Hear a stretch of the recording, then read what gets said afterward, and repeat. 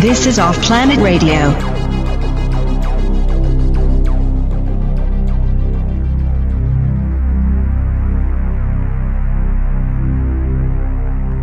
Welcome to Off Planet Radio, Off Planet TV. I'm Randy Maugans, and we're gonna dip our toes today. Well, actually, we're gonna fully immerse into the dark world of pop culture, and do an examination of a lot of things that have to do with that culture's effects on the larger stratum of human consciousness, experience, and what's going on around us.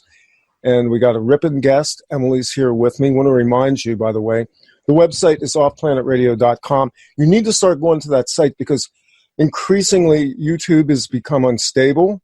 We've already had one video takedown. I suspect that if we put the last show we did up, we'd get our channel ripped off. So offplanetradio.com. And don't forget the Patreon site, which is patreon.com/offplanetmedia. Emily, kick it off. All right, guys. Well, good to be back. And you guys have heard me over the last year and a half now or whatever, speaking out increasingly about my own experiences in dance music and the mind control and the programming that's involved in that. And so much of my inspiration has come from our guest this evening, who I first heard of him was he was doing the rounds promoting his first book. And he's back today since his second book is out and ready for you all to read. And that's Mark Devlin. And we're going to dig deep into what he has found that lies underneath the music that I love, and that I've sort of reported on mostly from my own experiences and my own intuitions. We're going to start there and work our way through the programming involved in all kinds of music, starting with dance music and go work our way sort of backwards to what happened with the new wave movement and 80s pop videos. And we might take another dip into the strange deaths of some of these pop celebrities and whatnot. So Mark Devlin, welcome back to Off Planet Radio. Well, Emily, Randy, good to be back with you, and lots to talk about today. There's never any shortage of subjects to get into when you decide to become a researcher in this area, trust me.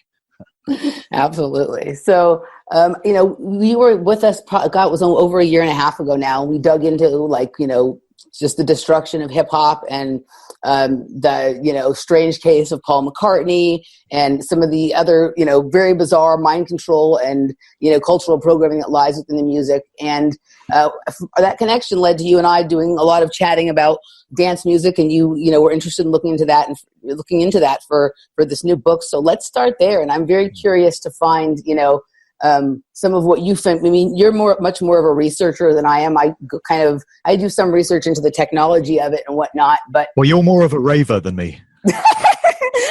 I don't know if I'd call myself a raver, but I'm an underground dance music enthusiast for sure.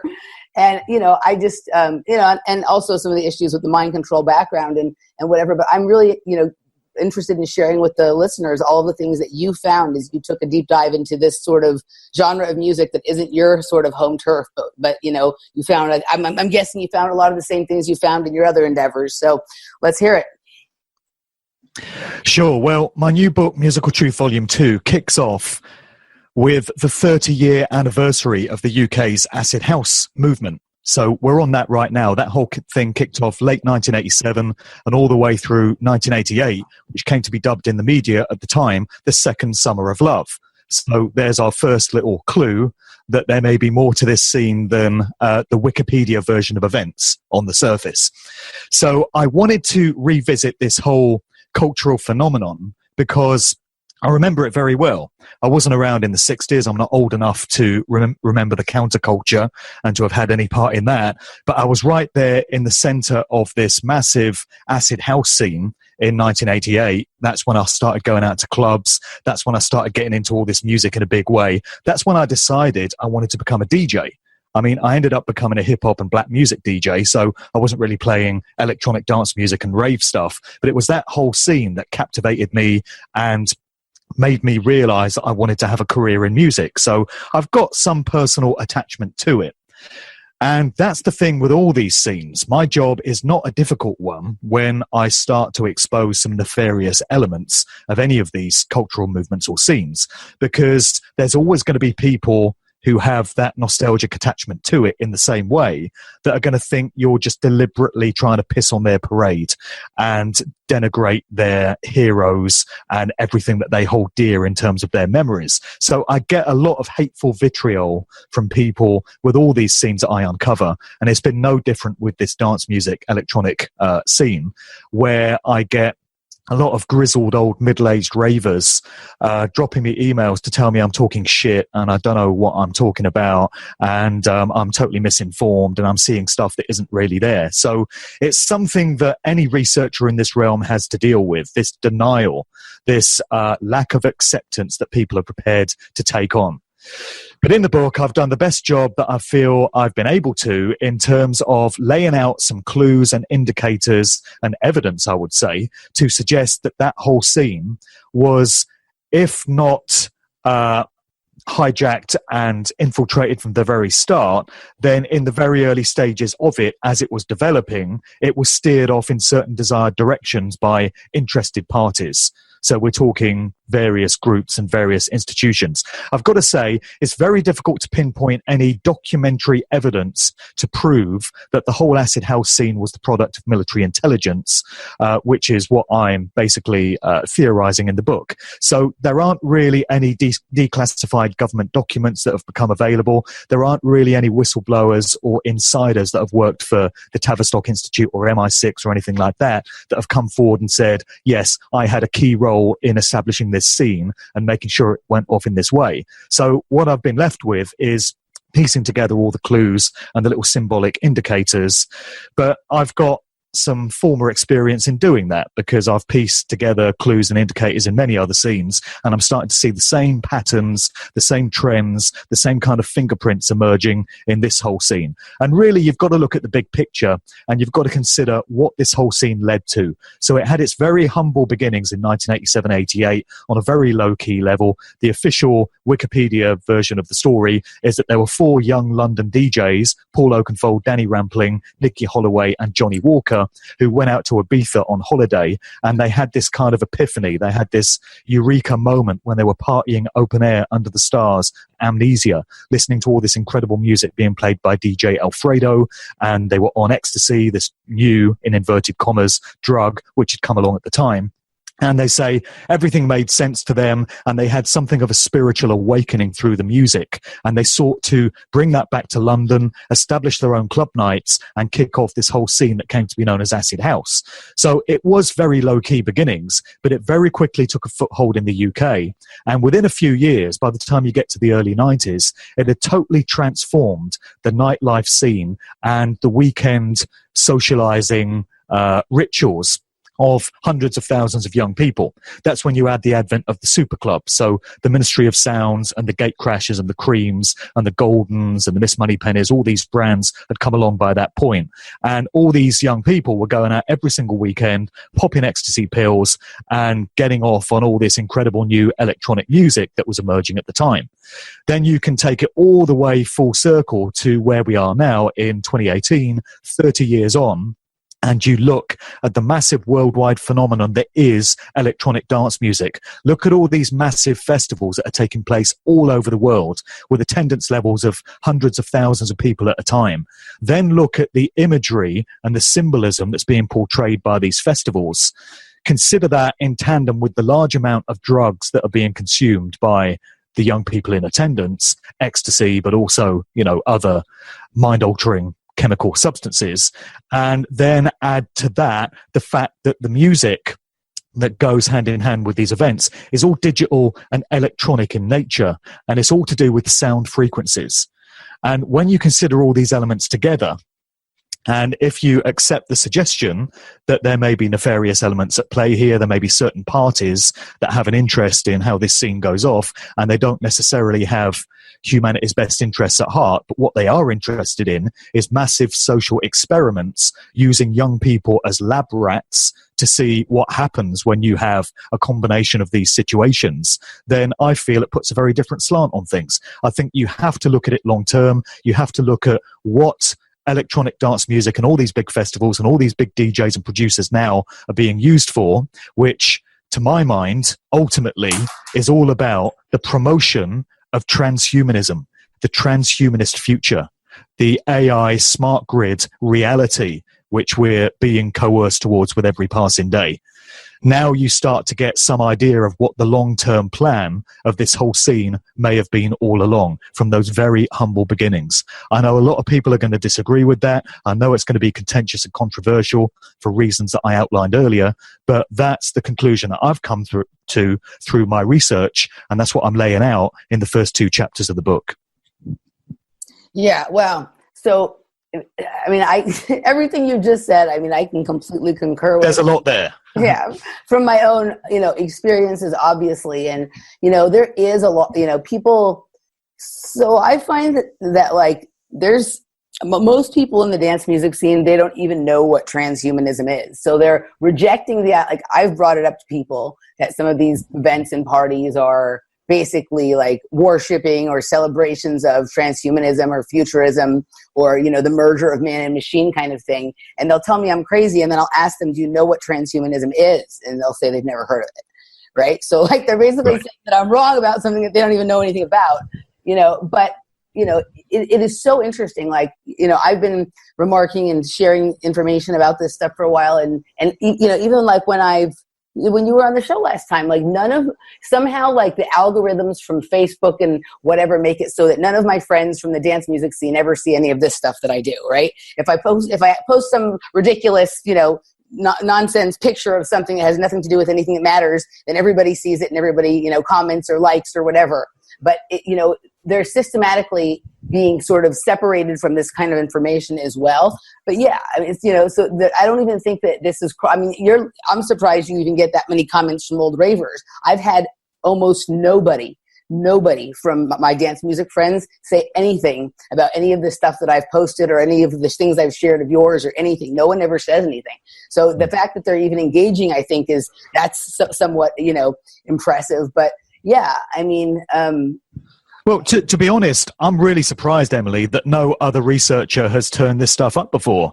I don't take that to mean that I'm on the wrong track. I don't take that to mean that I've got this whole thing twisted.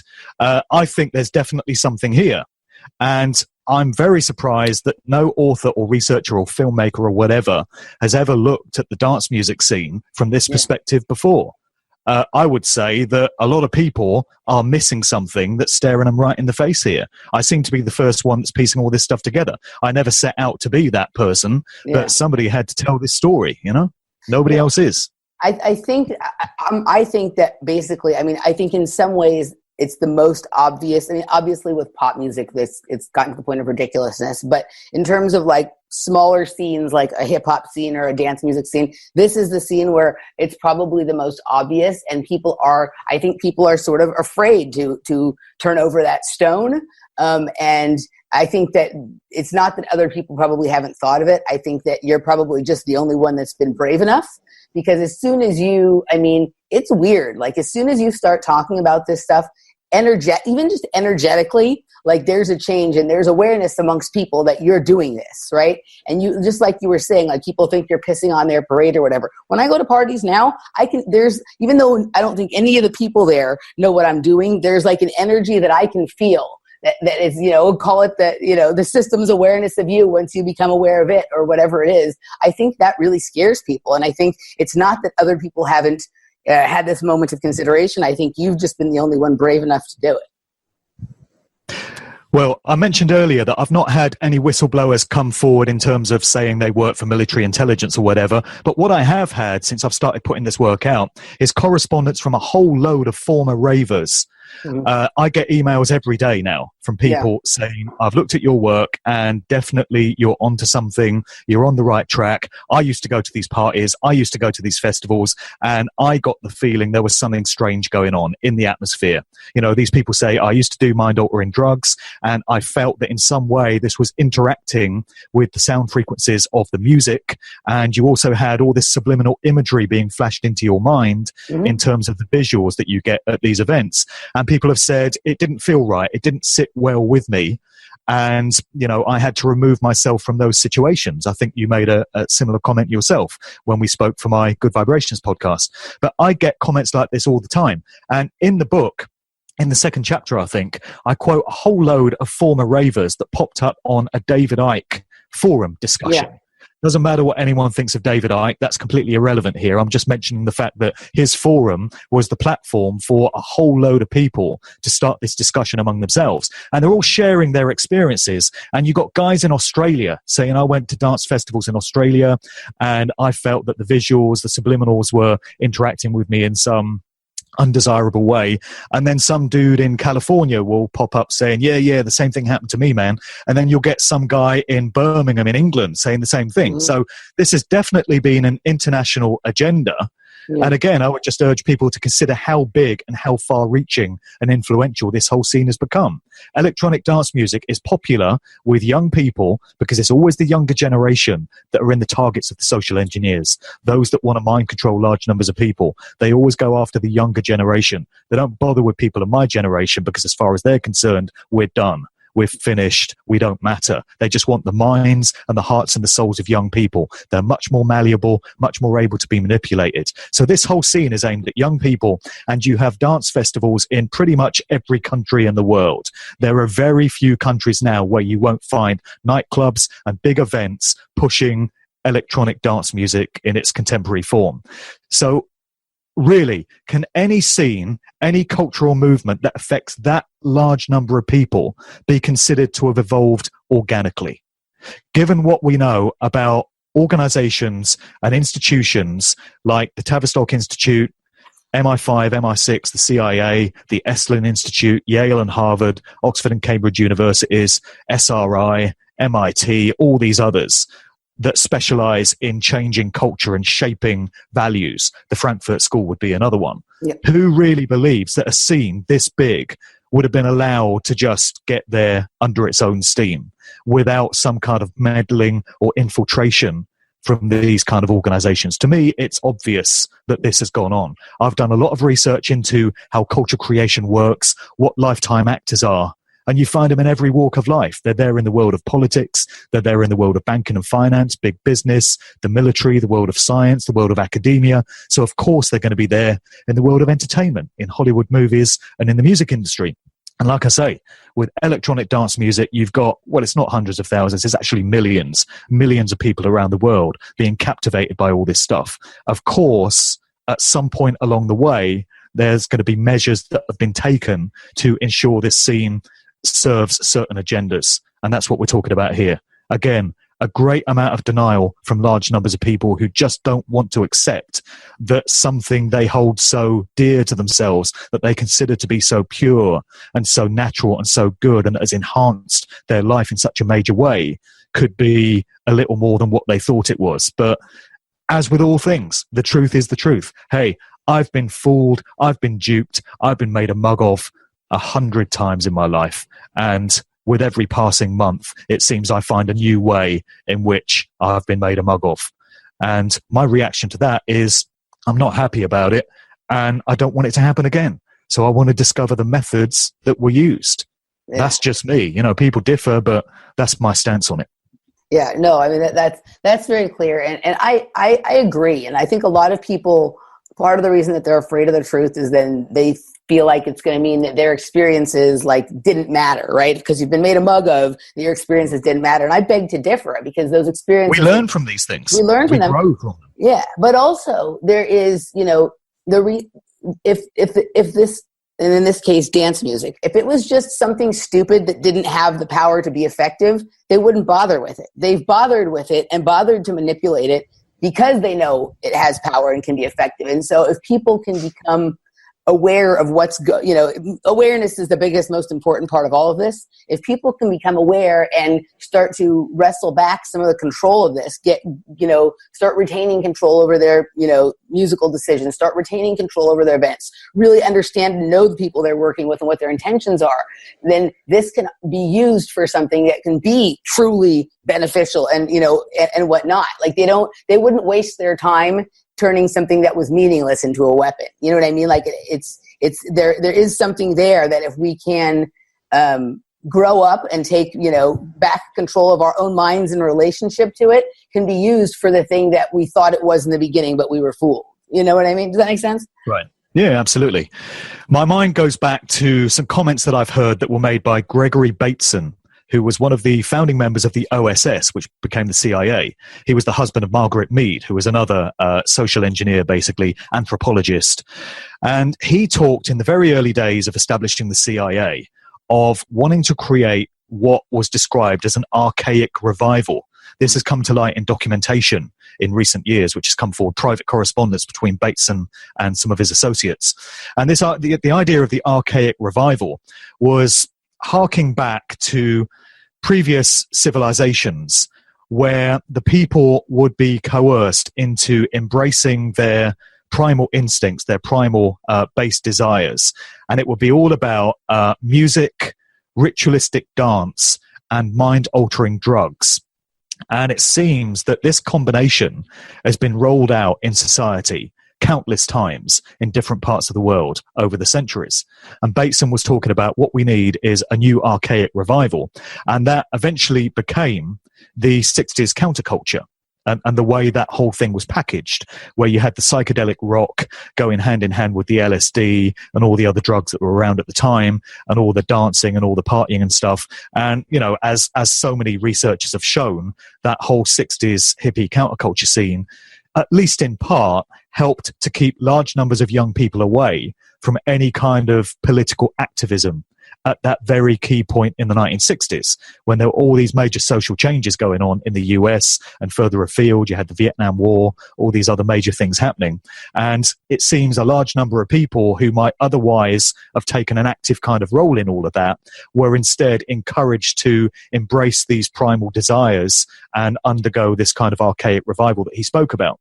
So to my mind, what we had with the 80s acid house scene was just another rebooting and repackaging of that whole scenario for a new generation in a different part of the world. So you had the ritualistic dance with all the dance routines that went with the acid house scene from those very early days.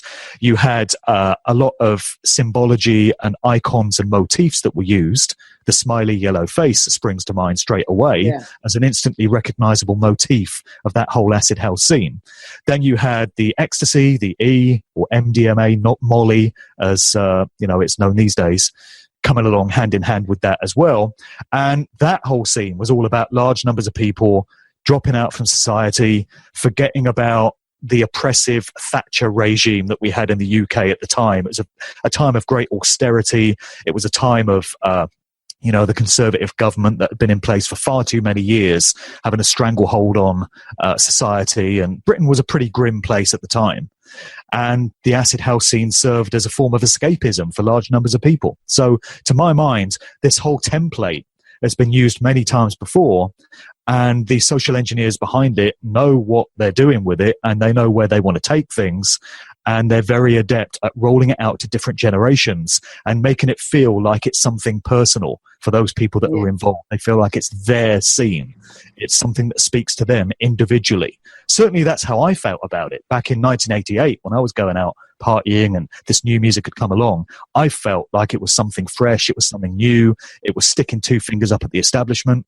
But, with the benefit of maturity and hindsight and the ability to do the research that we now have with the internet, you come to discover that many scenes that appear to be sticking two fingers up at the establishment are in fact controlled by of the establishment. It's a limited hangout, and it's controlled every step of the way.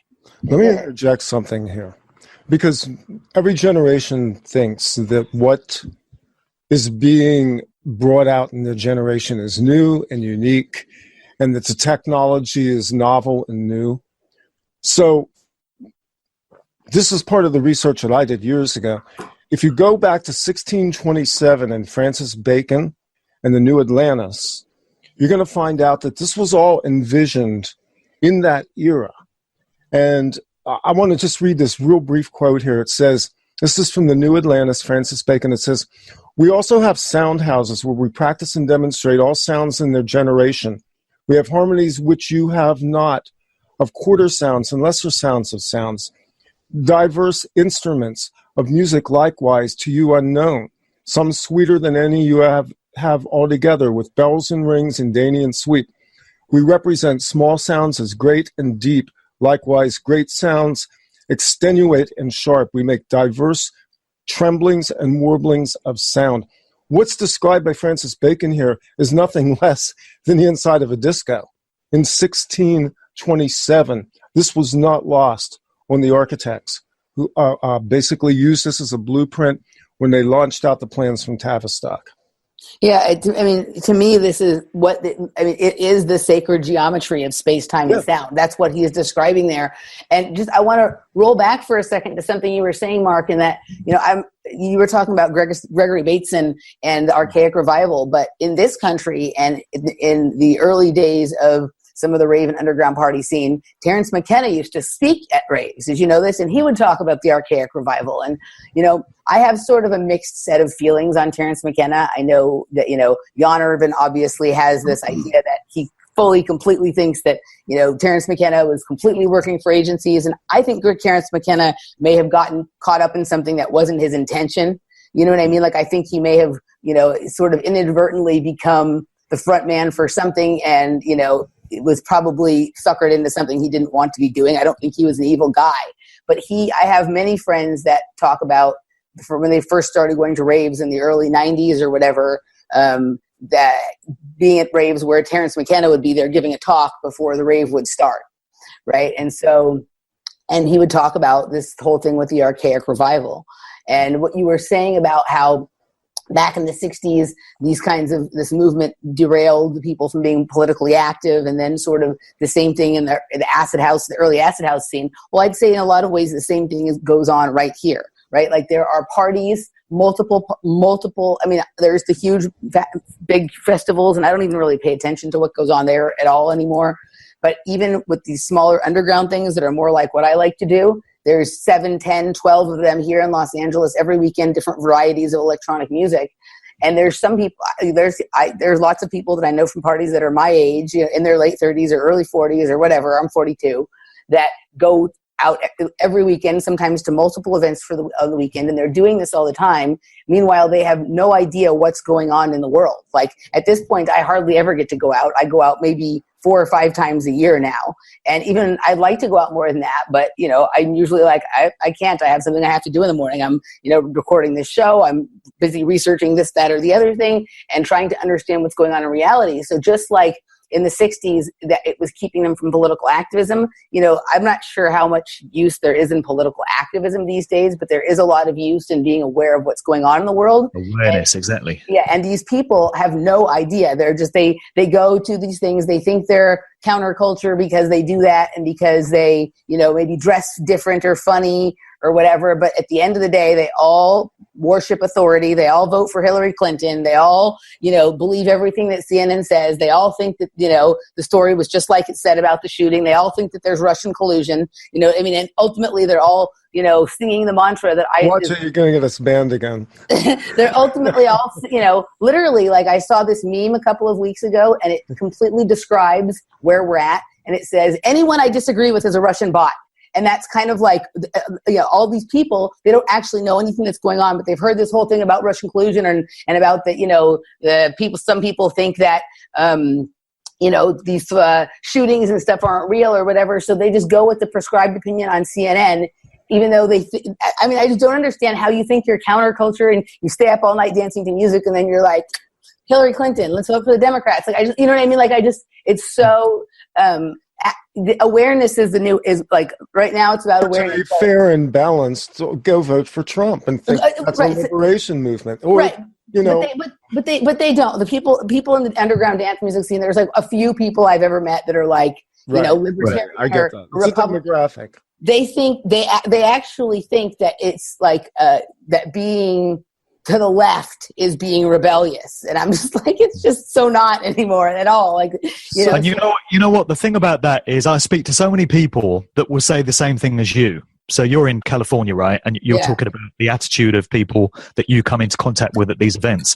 So I listen to a lot of Mark Pastio's output, and recently he's been bemoaning the spiritual state of people in Philadelphia, his home city. Right. So he's talking about the general consciousness of people in Philadelphia, he says, is at an all-time low. And he's disgusted and ashamed that this was the city where the American Revolution basically kicked off from. And here we are in 2018, and people are in this golemized state of absolute base consciousness. But I can speak to somebody in London that will say exactly the same thing. Then I could speak to a friend in Copenhagen or Stockholm or Prague or anywhere you might care to mention in Europe, and they'll all say, oh, I don't know what it is about people in Copenhagen, but they're in such a low state of consciousness. Then you could speak to somebody in Sydney, Australia, and they'll say the same thing. So you come to realize it's not your city, right. It's not your region, it's not your country. This is the state that the whole world is in, which again hints at international agendas to keep people's consciousness locked down. And that's what we're dealing with here. And you said there's a very low level of awareness among ravers at these events that you go to towards what's happening in the world. And I think the biggest area of ignorance occurs in the most dangerous area of society in terms of where things are being led, which is that aforementioned fast push towards transhumanism. I mean, I get on my hobby horse about transhumanism and the smart grid, futurist AI agenda quite a lot, because as far as I'm concerned, this is the major threat facing humanity right now. To my mind, this is the new world order. This is what it all comes down to in terms of where society is headed very quickly. And when it comes to these electronic dance music events, I just want to highlight the names and the themes and the overall symbology of a few, which provides absolute proof that this scene is being used to subliminally normalize these ideas in the minds of these young people. Again, as we said, a lot of them going to these events will be under the influence of mind-altering chemicals. And this is happening in tandem with all this subliminal stuff being flashed into their minds in terms of sound frequencies and visuals.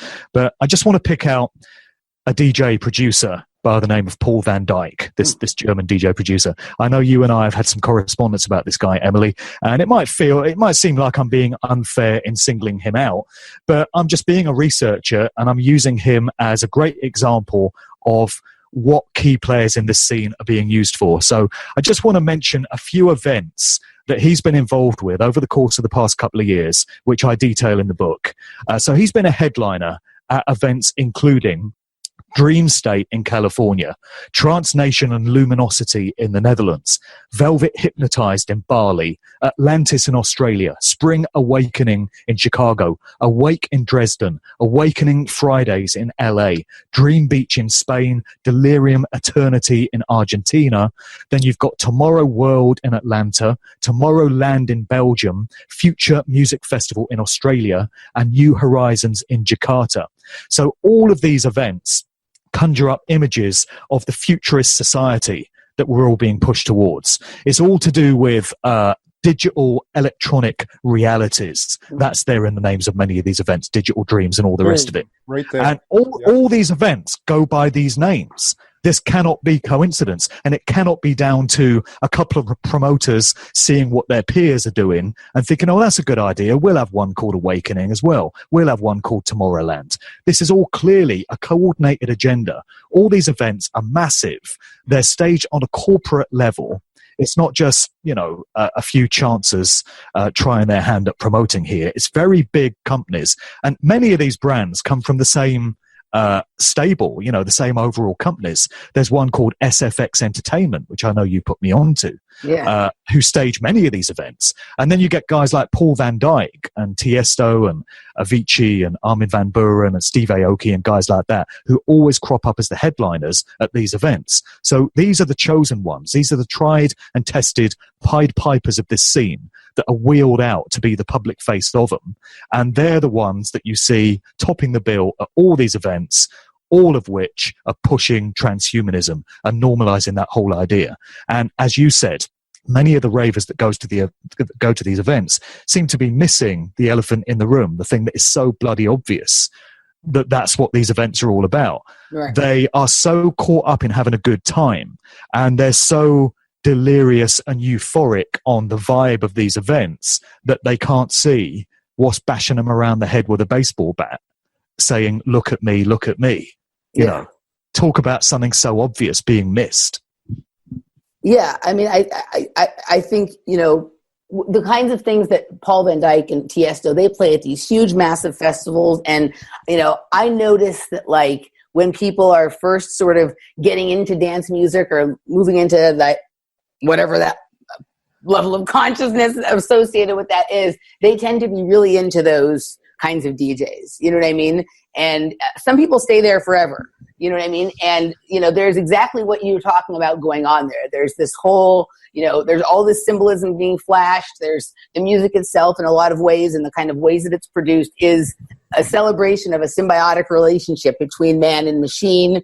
You know what I mean? It's almost, and the way you have, like, you know, stages and DJs set up, it's almost like, you know, worship at the altar of the merger of you know, humanity and technology kind of thing.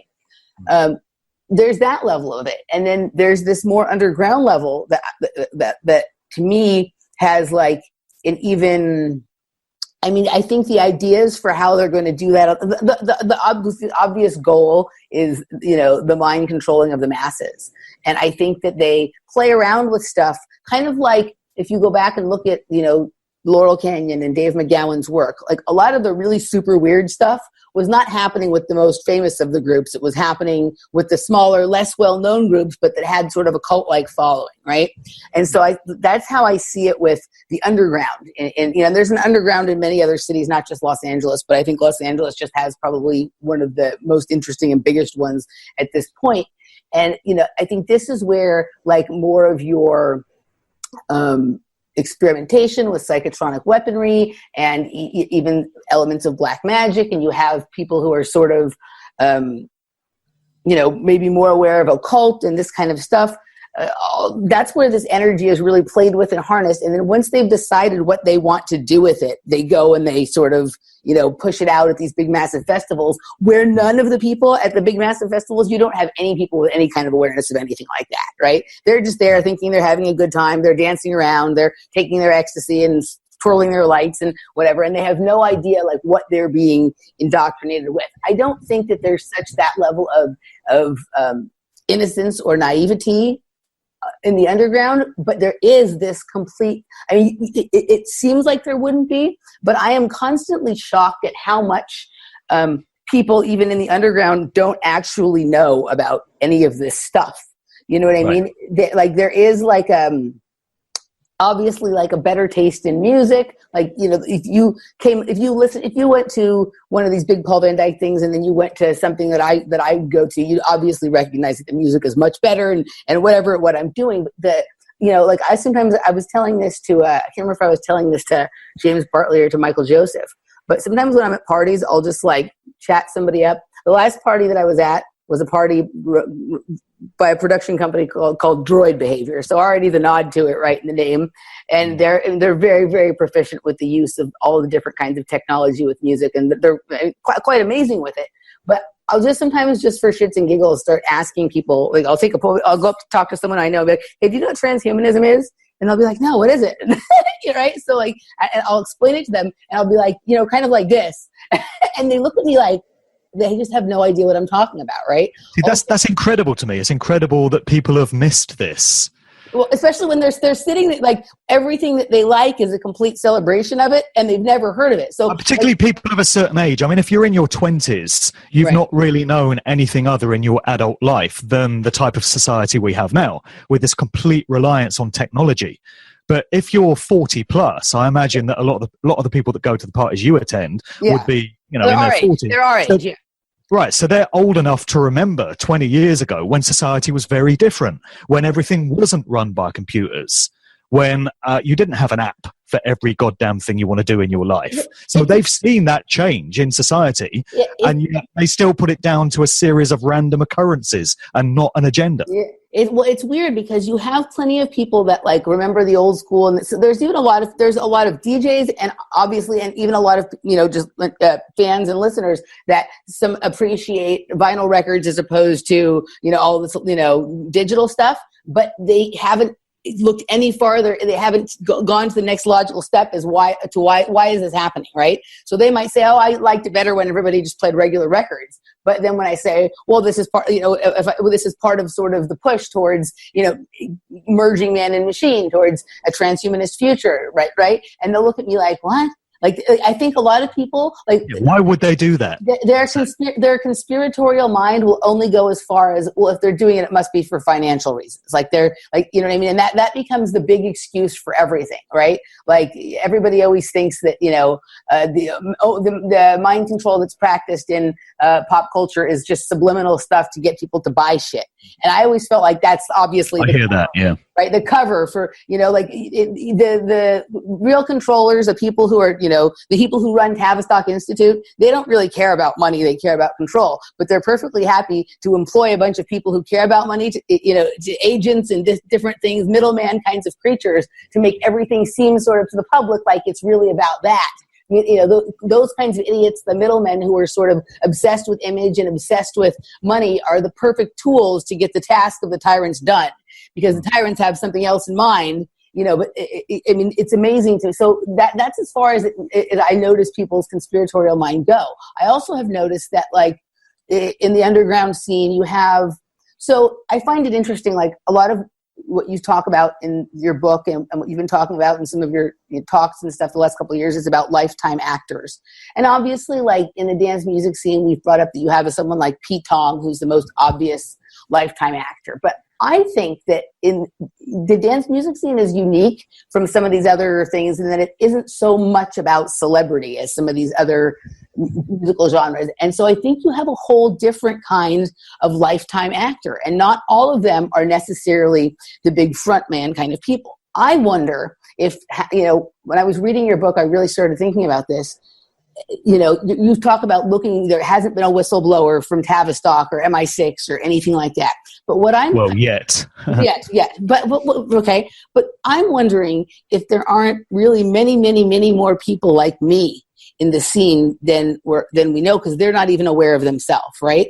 And one of the things that I'm further and further finding is that, I think I shared with you like some of the information I'd found from when my mother worked for a company related to Tavistock called Psychon, right? She worked on this really interesting study about, and she doesn't have any memory of this, which is really interesting, but I have these papers that I found when I packed up my dad's house and moved it, where she was working on writing papers on certain kinds of drug dependency, including some of the kinds of drugs that are used at parties. She was writing this back in the 70s in London, when she lived in London, and she was working at a company called Psychon, right, which is in Tavistock Square. And she, it was in 1973 or 74. My father, right in the belly of the beast. Right in the belly of the beast. And my father was attending University of London School of African and Oriental Studies, which has all sorts of strange connections to funny stuff. So they were there for that reason. My mother's memory was that she was working. My mother was a financial analyst for an oil company for most of my life here. But this was before that. And her memory of what she was doing when she was in London was working on some sort of oil project for a town in Iraq. But I found some papers about that, but I also found all these other papers about drug dependency and all sorts of really, interesting tests about how you, if you could tell when they would test lab rats, you could see that there was permanent changes in the brain from using LSD and this, that, and the all sorts of really interesting stuff. And, then I end up here in this scene liking this music. Is it like I've had the feeling before when I go to some events that, like, It's just certain kinds of really smaller parties that I go to. In some ways, it's a reunion for people like me, people who've been through some aspect of mind control programs and experiences and have family backgrounds like me. And I would really be interested to know the backgrounds of some of these people and their parents. I know that there's a lot of people who go to parties and even some of the DJs in the scene who aren't full-time working in it, who they work for companies like Northrop Grumman, they work for Raytheon, or they work for some of the companies that make these technological musical instruments like Native Instruments and, Ableton and Tractor and stuff like that. They do that. And a lot of them are also like very interested in things like SpaceX. Like they really believe in Elon Musk and all of this kind of crap like that. Like it dawned, like, I just wonder how many more people there really are like me in this scene. I also, I know you're a big fan of Greg's, and I was listening to a show, I don't know if you ever heard this show he did with Janice Barcelo, and she was talking about ultrasound damaging basically the mind. Oh yeah, birth trauma. Yeah. Birth trauma, right? And he talked about her new book, and Randy interviewed her several years back. We're going to have her back, and I want to get into, I always like to take people down a different rabbit hole than they thought we were going to go down. But he mentioned that she's working on a new book called MK Ultrasound. Okay, and I'm wondering if some of this like brain birth trauma from the ultrasound is somehow connected to people liking dance music and like that kind of repetitive beat. I mean, when I first started going to raves, you would see people like they would be curled up in the stereo cabinets, like, right? They would be like almost like asleep inside the speaker, like they were trying to like hear the sound of like the heartbeat or the mother's womb kind of thing. And I just wonder, I mean, it wouldn't surprise me, especially with companies like with groups like Tavistock, that it would be that sinister and that evil, that we would damage kids' brain from the time that they were in the womb, right? That we would damage their brain and their physiology, and then we would continue that trauma throughout their life with some of this music. Now, I'm not saying that the music in and of itself is bad. Obviously not. I love it. But some of the crap that's the most popular crap and some of the shit that can happen to you if you don't have a level of awareness sounds almost exactly like what she's talking about with the pre-birth trauma and the ultrasound machine. What do you think about some of that? Well, you raised some very good points there, and none of that would surprise me. Very little does anymore. There's a lady by the name of Kathy Morgan. I don't know if you've heard of her, but she's English. She lives in Ireland. But she gave a great presentation at an event called AwakeCon in England in November, which I attended. And I gave this talk to my dad to listen to last night, actually, because he's very interested in these subjects, and I think there could be some personal connection there as well. She states that she was the subject of MK Ultra style mind control programming in the UK. And in fact, there is a very far-reaching arm of that whole research, if you want to call it that, which has always been there in England. So we hear about the stuff that the CIA did all over the US from the 1950s onwards, but she states it's been mirrored in the UK, and that many people from childhood, herself included, that come from military families. So there's this military connection again. Her father was very heavily connected to the military, and she was one of twins. And we know that military intelligence loves doing experimentation on twins, all kinds of consciousness experiments.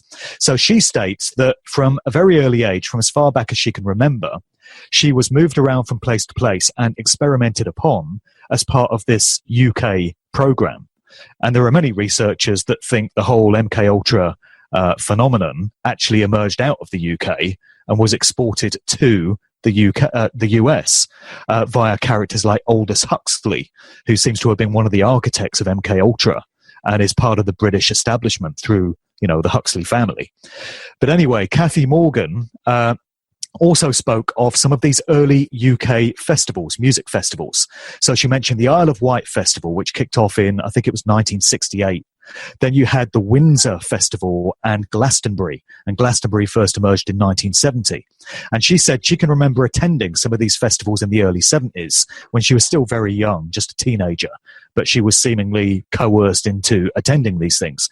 And she's of the view that at least on one level, these acted as experiments in communal living conditions, and they were also used for surveillance of subjects such as herself to see what would happen when they were all brought together in a similar environment with music present and with imagery and symbolism present, and they were being treated as experimental lab rats that were being observed the whole time. And notes were being made on them. So she's got some very interesting comments about that. Also, what's very interesting to me is the different reactions that you get from people experiencing the same situations. So when it comes to the rave era in the UK and these very early parties, a lot of people have come forward in recent years to state that they got hooked on ecstasy or LSD or whatever else it was at these events, and they had some really bad experiences on them. It's fried their brains, they say. They've experienced things like psychosis and bipolar disorder and dissociative identity disorder as a result of taking too many of these drugs, and they're full of regret for the fact that they did it.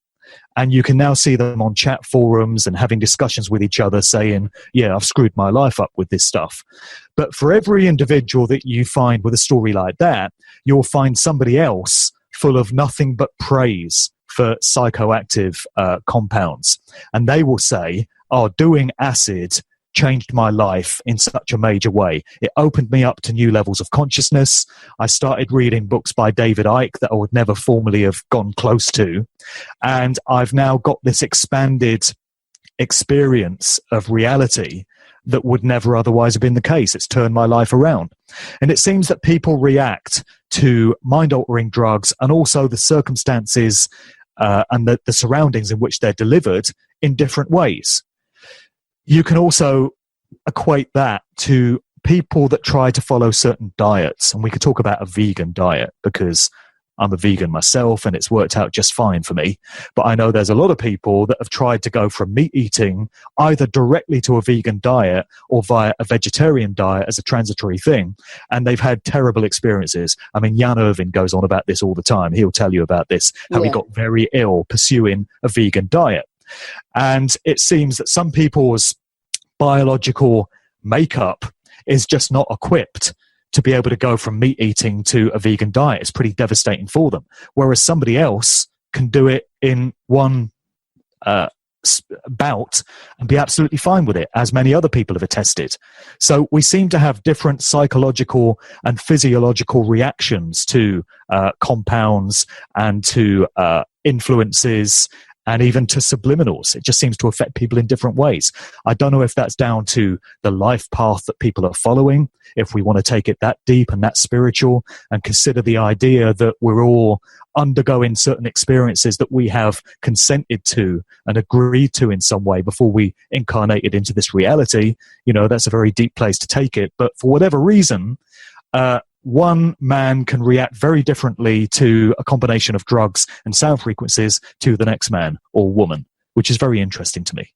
No, I mean, you just said a bunch of interesting stuff there. I'll ask you to please send me that talk from Kathy Morgan, because what you just said is she's talking about an earlier version of exactly what I think. Like, I feel like I'm almost to the point now where I feel like that's a lot of what this party scene is for, is to call together certain people who they know have certain kinds of backgrounds and certain kind of experiences. Right. So they've been traced and tracked. They know who and where they are, and they're bringing them together. Yeah, I mean, like my friend Chris Taylor, who's an energy healer, says, well, you want to get certain people to go to a certain place. How do you do that? You make a party there, right? That you know that they would like. And, we were talking about some of the parties being held on certain ley lines or in certain specific buildings where there is, maybe some sort of like thinner sort of ether, sort of like a portal or like a vortex where certain kinds of energies can come in and all of that kind of stuff. But I think that, so it was very interesting. This party that I went to back in November that I was talking a little bit about before, it's this group who they're very well known for creating basically the LA underground techno warehouse scene. But they decided to do for their 15th anniversary a tribute to Acid House, right? And so they had DJ Deep and Steve Bicknell from London, from who are a little bit more of the underground of the acid house scene than some of the ones that you were talking about. And it was a great party. The music was wonderful and whatever. But with what I know, with all of the things that I know, and people would absolutely laugh if they knew what was going through my mind at these parties now. I'm not having in any way the similar kind of experience that anybody else there is having. But to me, you can just see that there is this pipeline that's been created through Tavistock Institute that connects London to Los Angeles, right? You can even see it in my own life. My parents are from here. They went to UCLA. They went off to London and did all this work. My father got involved in what he got involved in. My mom got involved in what she got involved in. And then they came back right back here before they had me. And I have all of this strange compound of life experiences and whatever. I can't be the only one there who has this. I might be the only one there who's aware of it. But, what if I don't think this is true for the whole massive rave scene, but with the underground party scene, I think it's entirely possible that upwards of 50% of the people there are there for the purpose that Kathy Morgan described. And they don't even know it. That we're being called back to I went to this one party where I just felt like, oh, this is interesting. This feels to me like a reunion of a bunch of mind-controlled assets. You know what I mean? And just to see what happens when we all get exposed to each other. If you put these people, not just to surveil and see how they respond to the music, but also what happens when you put them around each other, right? Yeah. Let me just share a little anecdote with you here. I've never shared this publicly before, but it seems the right moment to do it. And it concerns my dad, who I mentioned earlier. I've mentioned my dad in previous interviews. He's a heavy guy. He's a deep-thinking guy. He reads a lot. He's the one that kind of got me into this type of research because he taught me to realize that it's okay to be different many years ago. It's okay to stray from the crowd. It's okay to think for yourself. That's the kind of mindset that he instilled in me. So if it hadn't been for him, I probably wouldn't be doing this kind of research. And this story relates to him. I don't think he'd mind me telling it. We were talking about it just last night, actually. So it's quite synchronistic. But I mentioned this Kathy Morgan presentation to him, and I recommended that he watch it. So I gave him the YouTube link because she talked of believing that from a very early age, she was inducted into some kind of surveillance program and she was selected for it. And it's been with her all her life. And I can remember my dad many, many years ago telling me that he had these memories from a very young age of being in some kind of hospital type institution environment. And there were all these doctors in white coats that he can remember just fussing over him and messing about with him. We're talking probably the age of 3 or 4. And my dad was adopted, so, his early life is a bit of a mess. But he has got these memories of these doctors, whatever they were, in white coats. And he's also got this memory of something he thinks being implanted into his ear. And he's always felt as if there's something inside his head that is not natural, that shouldn't be there. He can't be any more specific about it than that. But Kathy Morgan has spoken about something similar, about an implant in her ear. And she believes that this has been used to kind of track and trace and surveil her through all her life. And this was quite mind-blowing to hear my dad talking about this, because I'm thinking, my God, my dad's not just some ordinary dude. And why am I now doing this kind of work, revealing all this kind of stuff? Nothing is happening here by accident. Nothing. That's just an interesting story that I wanted to share for the first time. Well, it's not surprising you say that. I think I've said on the show before, I think I have some kind of speaker inside of my ear. Like I can hear it turn on. I remember you mentioning it. Yeah. Yeah. And so I and I feel like the same, like there's part of me that feels like, maybe like we're here, like somehow our future selves planned it for us, planned for you to be here having the life you're having and me to be having the one I'm having, for us to be here right now talking about this. Like we had to go through this to remember what happened. And, it's not, this Isn't goes. That really aren't they really trying to simulate what's organically occurring as we connect with each other?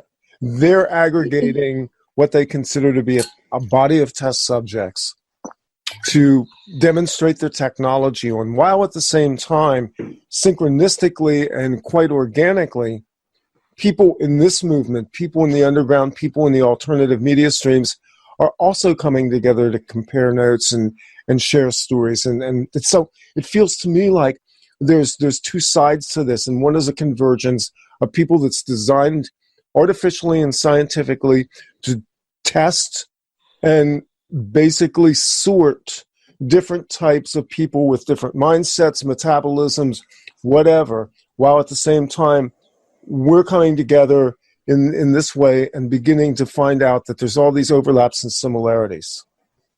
Right.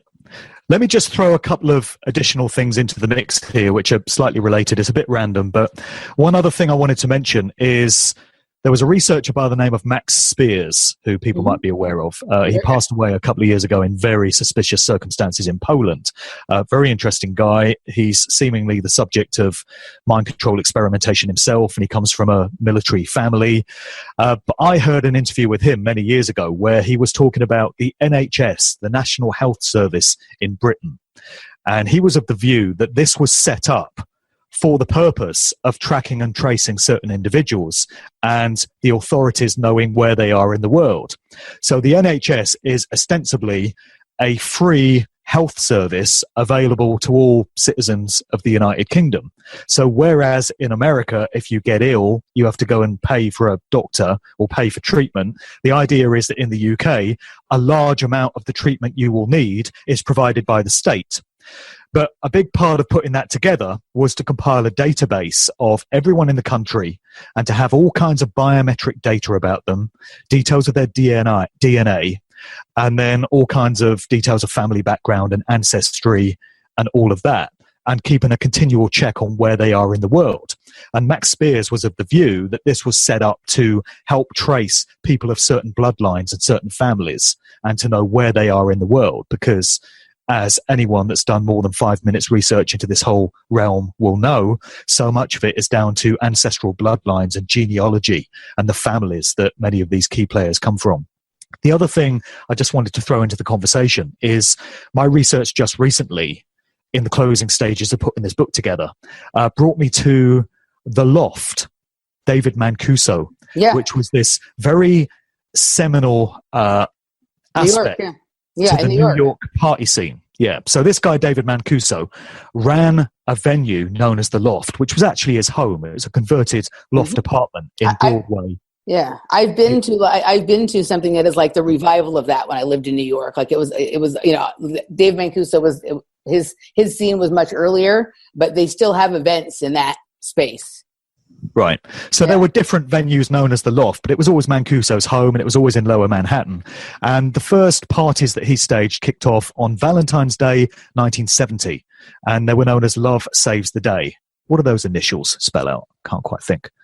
But anyway, the idea behind these parties... The idea behind these parties was that they were invitation only. So you couldn't just roll up and attend like you do in a nightclub. Mancuso selected who he wanted at these parties. And it was all about music, which was played on state-of-the-art equipment. So it was for audiophiles, people that really appreciate the technology of music. So it was the best possible sound systems. And the music was played. It wasn't mixed. It was just listening to track after track that would be selected by Mancuso and others. And it would be a gathering of a select group of people. And I always swallowed the official version of that, which was that kind of led to venues like the Paradise Garage and Studio 54 and all these other iconic New York venues. That whole thing kicked off with The Loft, and it instilled this idea in people's minds of getting together in this communal space and listening to all this great music. That's what kicked off the New York nightlife scene. But some research that I've seen recently has suggested that these early loft parties were more about these experimental type situations where people would be surveilled under certain circumstances and they would be observed when they were doing certain drugs, because for sure drugs were happening at these parties and certain types of music was being played. And it all seems to tie into things like temporal autonomous zones, which is this idea of communal living. What happens when large numbers of people, or small numbers of people, I guess, get together in certain circumstances in a highly controlled environment and the results are then observed. So the loft parties would appear to be a little bit more than just this random guy having a few friends around his house and playing some great music. And of course, they did lead to the instigation of the New York party scene as we know it. There's a couple of great books by an author called Tim Lawrence, which document the official version of how this whole thing got started. But there seems to be more about David Mancuso and the Loft than previously we knew. Yeah. Mancuso passed away in November 2016, but people still talk with great reverence about those loft parties. So it seems with any kind of influential scene which goes on to lead to something else. So we can go all the way back now to the early days of Acid House in 1987 and everything that led to. There's always a little bit more to know than what you get from the official story. Was it really Paul Oakenfold and his mates going to Ibiza and having a great time and bringing it all back? Was it really Dave Mancuso having a few mates around his house and playing some great tunes? Or is there a little bit more to know here? Yeah, the way you describe the Dave Mancuso Loft stuff, the things that I go to are like updated versions of that. You're having these warehouses that some people live in, they're lofts basically, and there'll be anywhere from 75 to a couple of hundred people there, and it really is so much about the sound. Like a lot of the parties that I go to have this Function 1 sound system. Have you heard of this, Mark? Oh, for sure. That's supposed to be the state-of-the-art system. So there's people talk about, like, there's been tests done, and the Function 1 sound system is said to have been able to produce transcendent experiences. So yes, you bring certain people together, especially if you're trying to call together certain types with certain backgrounds who have been surveilled their whole life. You pull them together, you expose them. You know what drugs are in the room, and you can't necessarily be sure who's taking what, but on a certain level you can be, especially if you have the kind of, I think that there's a kind of electronic and technological devices where they can monitor people's, like, what their frequency is in their body just by passing them with, one of these instruments. You know what I mean? So you can kind of tell what somebody's on. You can expose them to certain sound frequencies with a certain sound system, and you have couple hundred people, or sometimes just 75 or 100 in a room staying there for 6 to 8 hours, and you have all this opportunity to expose them to different sounds, different vibrations, and watch how they react. Watch what happens when certain people interact with each other. I mean, there's all sorts of it is completely what you're. It's like a lab without the coats. You know what I mean? Without it's a black lab instead of a white lab. Right. Yeah, I mean and people don't realise that they're being surveilled in that way to a large degree. I would say maybe one or two would be aware of it, but for the most part, people think they're there to have a great time. Yep. And as I've said many times in previous interviews, the ingenious thing about using the world of entertainment for mind control is that everyone's off their guard. Nobody's expecting to be mind controlled. When you go to a club, when you go out to watch a movie, when you switch on the TV after a hard day at work, nobody's expecting to have cultural belief systems and values and perceptions formed in their minds without their conscious knowledge. You think you're just unwinding and having a great time. That's what's so ingenious about it. That's why they use the entertainment industry to the degree that they do. Yeah, absolutely. Okay. I want to relate something that's actually from a different part of your book to this, and actually because you brought up Max Spears, it's a perfect segue. But hold on just a second. I in your book, there's a part where you're talking about Danny Carey from Tool, and you were talking about there's a quote from what he says from a book about his I'm just going to read this quote. It says this: relatively normal, an element of mystery was added to Danny's childhood when one day he spied his father with a large sword conducting a Masonic ritual. Danny would later notice himself performing similar movements when he began playing drums at the age of 13. Despite not becoming a Mason or aligning himself with any other school of religion, Danny has maintained his heritage's interest in occult studies.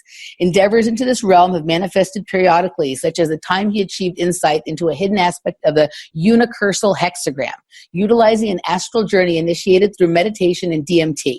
He then performed a ritual utilizing his newfound knowledge of the unicursal hexagram to generate a pattern of movement in space. The resulting rhythm and gateway summoned a daemon he has contained within the lodge that has been delivering short parables similar to passages within the Book of Lies. Danny recommends as a device of protection and containment a thorough study and utilization of the underlying geometry of the Temple of Solomon for anyone purchasing their next record. So I thought that was interesting in relation to what we've talked about with the visions that people have. You and I have talked about. I told you about when I would close my eyes when I was dancing and I would see all of these geometric forms, right? And one of the things Max Spears also talked about was he talked about, and he was talking about this right before he died, he was talking about the Key of Solomon. And here you're talking about, they're referring to the Temple of Solomon and its underlying geometries. And he's talking about his experiences through meditation and DMT. And if you look at the artwork of Alex Gray, who does the artwork for Tool, for their CDs and whatnot, it's all of this metaphysical kind of art, DMT, entheogenic art. And these are the kinds of visions that people are having. And now you're seeing them on the screens at these events. And it's just making me wonder, the Key of Solomon has to do with elements of pedophilia and sodomy related to it.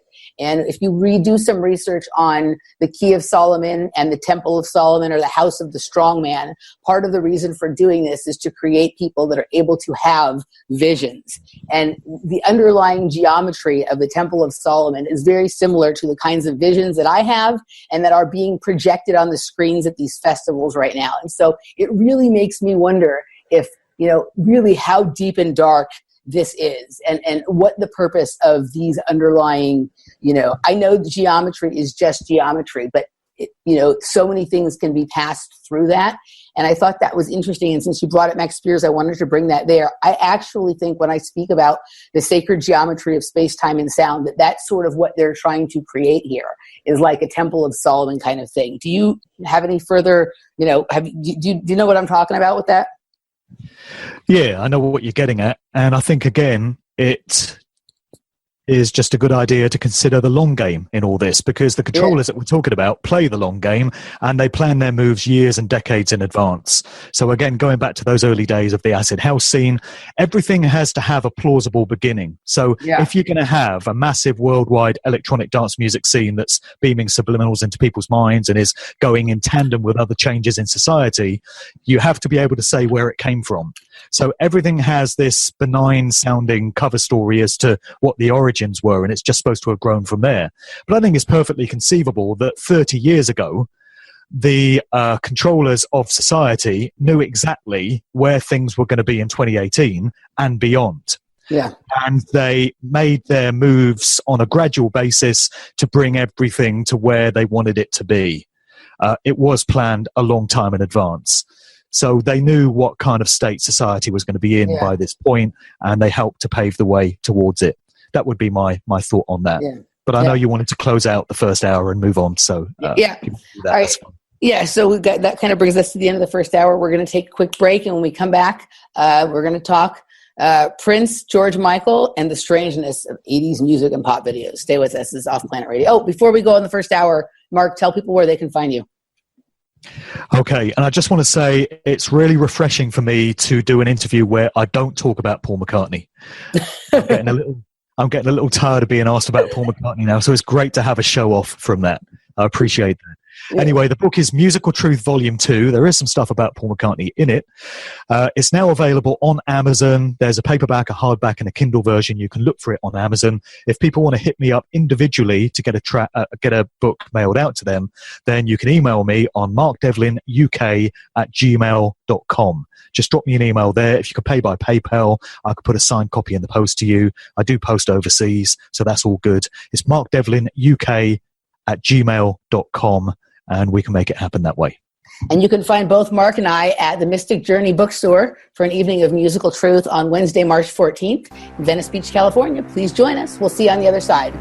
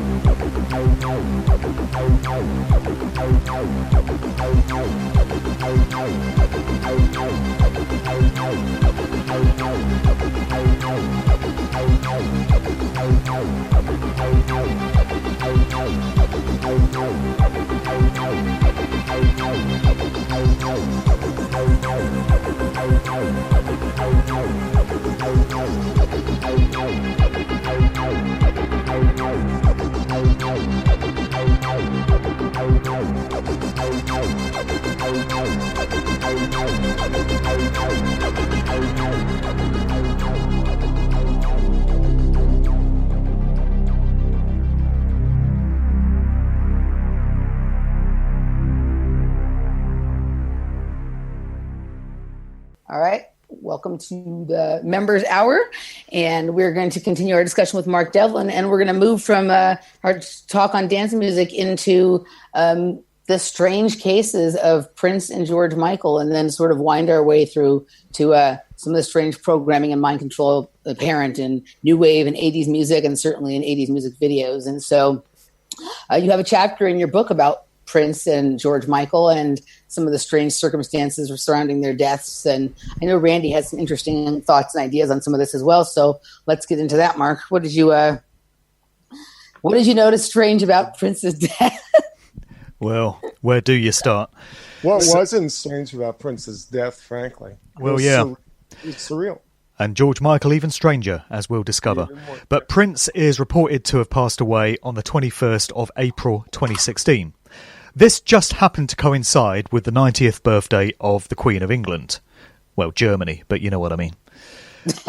And to mark that occasion, you had a whole load of monuments around the world being drenched in purple.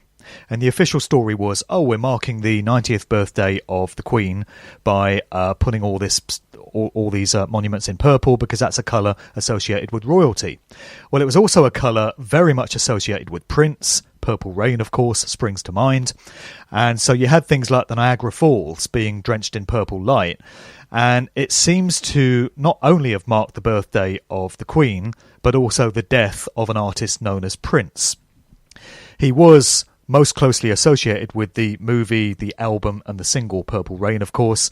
And we also had the biggest brewery pub chain in the UK launching a new brand of beer known as Purple Rain, REIGN, to, they say, mark the occasion of the Queen's birthday. But of course, this also synchronistically tied in with the completely unexpected death of Prince at the age of 57, being found dead in an elevator in his Paisley Park complex, like you do. So it seems very strange to me, or very synchronistic or serendipitous, if you want to use that word, that these events coincided as they did. There were many elements of apparent foreshadowing of Prince's death. A lot of people found it very strange that he put out a single from the Purple Rain album back in 1984 called I Would Die For You. And Prince was very fond of using numerical letters to replace, numbers, I should say, to replace letters of the alphabet. So the title of this song was I Would Die Figure 4 You. And if you work out the 21st letter of the alphabet, it turns out to be U, and what that title seems to be conveying is I Would Die 421, which was the date, of course, that we were given for his unfortunate passing. There were some other elements as well, and a lot of people have considered what motives there might be for Prince being taken out by the forces that control the music industry. He did get into a very public legal battle with his record label Warner Brothers, where he was trying to free himself from the restrictive nature of his recording contract and also gain back control of his own master tapes. And we're told that he achieved a legal victory in that regard very shortly before he just happens to have died. And we've seen with many artists that ongoing legal battles with big record companies such as Warner Brothers and the Sony Corporation often don't end that well for the artist in question when you factor in Michael Jackson and George Michael. and other artists as well. Of course, when it comes to the premature passing of any artist, you get a large number of people that claim that the death is in some way a hoax. We heard a lot of this with David Bowie, who passed away just a few months before Prince, where people are saying, oh, what they've really done is just retired the public persona, but the flesh and blood individual has gone off to live out their remaining years outside of the public spotlight somewhere. It's all part of the ritualistic behaviour that the occult side of the music industry likes to rub in our faces from time to time. I would say it's pretty impossible for any of us to know for sure whether any of these reported artist deaths are hoaxes or whether they're genuine events. But in the case of Prince, with that high-profile legal battle with Warner Brothers, and with the fact that he'd started to appear on interviews like the Tavis Smiley Show, this famous appearance that he made in 2009, where he started referencing the work of Dick Gregory, who was a comedian / political activist and also very much a truth researcher that had made lots of public comments about things like chemtrails and the New World Order and secret societies and stuff like that. Prince referenced a lot of this stuff in this Tavis Smiley interview, one of very few public interviews that he ever gave. And celebrities aren't really supposed to do that unless it's part of some script or some agenda. So it certainly appears as if Prince was becoming a bit of a pain in the arse or a bit of a loose cannon as far as his industry controllers would have seen him. And it certainly appears like there would have been some good motives to take him out if that's what people think might have happened. There seems to be lots of strange symbolic stuff with the fact that he was found dead in an elevator as well, not least because he referenced the elevator in his song Let's Go Crazy, where he's saying we're not going to let the elevator bring us down, punch a higher floor, you know. He seemed to equate the idea of the elevator with base consciousness and ideas of the devil based on comments that he gave in a discussion with L.A. Reid, an industry executive as well, which came to light. So there's lots of strange elements there, and it only gets stranger with George Michael. So what's telling about it is we have Michael Jackson. George Michael as well was also involved in copyright lawsuits and disputes, as I understand. Right. Prince, and I want to kind of contrast that with the fact that those lawsuits drug on for years, whereas it appears as though, and oh God, here we mentioned the dreaded McCartney, that Paul McCartney very quickly came to accord with Sony ATV over the copyright disputes having to do with certain of the Beatles catalog as well. Right. And that it appears as though, to me, like when McCartney decided to file that lawsuit, an accord was made rather quickly. That's not the norm. So are we looking at, again, another inside deal as opposed to those who were sitting on the outside of the power structure? Let's just say, relative to rank, McCartney would sit at the top level of the pop music pantheon, as opposed to somebody like a Prince or a George Michael or Michael Jackson in terms of the disputes. What's your assessment on the McCartney lawsuit? Well, I know McCartney got into legal wrangling with Michael Jackson over rights to the Beatles songs, and that whole thing didn't end well for Michael Jackson, of course. McCartney, whoever he may be, is clearly a major player. He's clearly a big asset of the industry. Otherwise, he wouldn't have been around for so long, and he wouldn't have that much power and sway over things that he does. But I would also say that Prince was very far from a low-level player. I think he was also... Right. No, I agree. I wasn't trying to characterize it that way. Well, no, I realise that. But Prince was a very major player in his own right. I've got a fascinating essay by a guy called Dan Munro, who I met on a radio show called Planet X many years ago. He now lives in Australia, but he put together this amazing comprehensive essay based on the work of Prince, which he completed just before Prince died, actually, so he had no idea this was on the horizon. And when what happened, I said to him, do you mind if I publish this in the book? And he was only too happy for me to do so. And in this piece of work, he takes apart Prince's music and symbolism right from his very first album all the way through to basically the early 90s, which is the point where he started to get into these legal complications with Warner Brothers.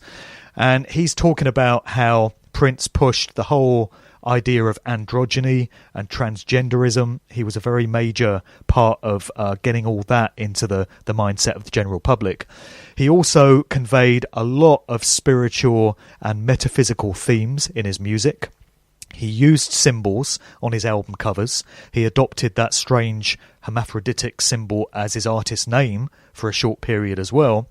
And every time you heard a Prince track on an album where he's talking about basically sex and sexual sin, so most of his records are all about being freaky and being debaucherous and being hedonistic, but Dan points out that there's always another track on that album that kind of counterbalances it, where he's exploring his spiritual side and he's seeking redemption and he's seeking to ally himself with the divine. You see these themes being played out album after album. Often the spiritual kind of stuff is on album tracks that people aren't familiar with. It's not the hit singles. Right. But always there's that dichotomy.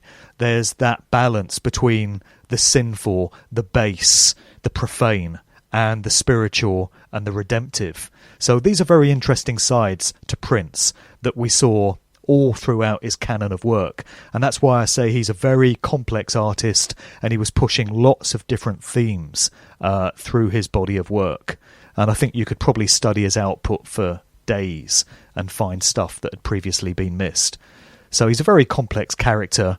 I think there is evidence to show that he was a mind control subject himself. When you look at the biographical nature or the autobiographical nature of the film Purple Rain, that seems to be, to a very large extent, telling the story of Prince's life. So it's on record that he came from a very unsettled background, a very unsettled household, where his father was very abusive, which we see in the film. And he kind of sought escape from all of that through his music, through his art. But there are lots of different personality traits to Prince which hint at multiple personality disorder, DID, dissociative identity disorder, which is the byproduct of trauma-based mind control. And through the work of myself and many other researchers, people will be able to understand that the entertainment industry, the music industry in particular, is absolutely fraught with trauma-based mind control when it comes to some of the very key, very prominent artists. And I think that's what we were looking at with Prince. That's certainly what we were looking at with Michael Jackson. There are many parallels, actually, between the early lives of Prince and Michael Jackson and the way their careers panned out, and the way their careers both ended, which I think we can learn from. Yeah, no, Randy and I were even having kind of a discussion about some of this stuff last night, and there are some other similarities between Michael Jackson and Prince. They both show high levels of androgyny, which I think is a huge part of trauma-based mind control. Like it's a part of splitting and creating the other within one person. But one of the other things that I thought was both a display of his masterful skills, but also to a certain extent of multiples is, there was a period of time when Prince would play every single instrument on his album, right? Like when he would perform in public, he'd have other people in the band, but he was one of the first to understand that if you didn't actually play all the music yourself, then somebody else might own it. So he wanted to play every instrument and every part. So he'd do multiple recordings. So he had all of these multiple roles that he played. There were so many people living inside of Prince that were, and just as you sort of explained that, there would be this freaky side. He was also a Jehovah's Witness. He would, do all this kind of freaky deaky stuff with women, but then say he didn't really like that. He'd sort of be very effeminate, but then say he was totally against homosexuality. Like, there might be more truth to that statement than people realize, that there were many different personalities living within Prince. Yeah. He pushed that androgynous thing. So he'd appear on track some of the time doing a falsetto voice. And, he had these alter egos like Cat and Camille, where he would appear as basically a female artist on certain tracks. And then in other tracks, he'd drop his voice to a very bass-heavy tone, and he'd come across as very masculine, and he was seen to have public relationships with some really beautiful women, and he appeared to be, completely heterosexual in that regard. But then another time that you would see him, the whole thing would be flipped. So there were lots of different personalities going on. He had all these alter egos. He had alternative artist names. He was known as Alexander Nevermind, Joey Coco, Christopher Tracy, all these different names that he adopted. You know, another interesting thing, when you contrast Michael Jackson and Prince, if you throw another name into the mix, which would be Madonna, you have, some very interesting parallels there. So arguably, you could make a case for Prince, Michael Jackson and Madonna being the three biggest names when it comes to solo music artists in the 1980s in the US and beyond. And they all come from the Midwest, and exactly. they all come from all born in 1958, all come from the Midwest region. All tumultuous relationships with their fathers. Exactly. And Madonna even addressed this on her track Oh Father, on her Like a Prayer album. So there's some very interesting parallels there. So we've lost Prince, we've lost Michael Jackson, but we still have Madonna, and she's known as the high priestess of the industry among researchers because of the way she plays the game and the way she seemingly willingly adopts all this occultic symbology in her stage shows and stuff like that. She's played the game from day one, and she stands as a shining example of what happens when you play the game and you fulfill the agendas, I feel. But I've got a little section in the book which I've called Nostalgia Side. And I'm talking about the fact that people of a certain age, like my age, that remember 1980s pop music well, will recall with great fondness some of the big names that characterised that decade. And that would include Michael Jackson, Prince, Whitney Houston, George Michael, and Madonna. And of those 5 names, 4 of them are gone.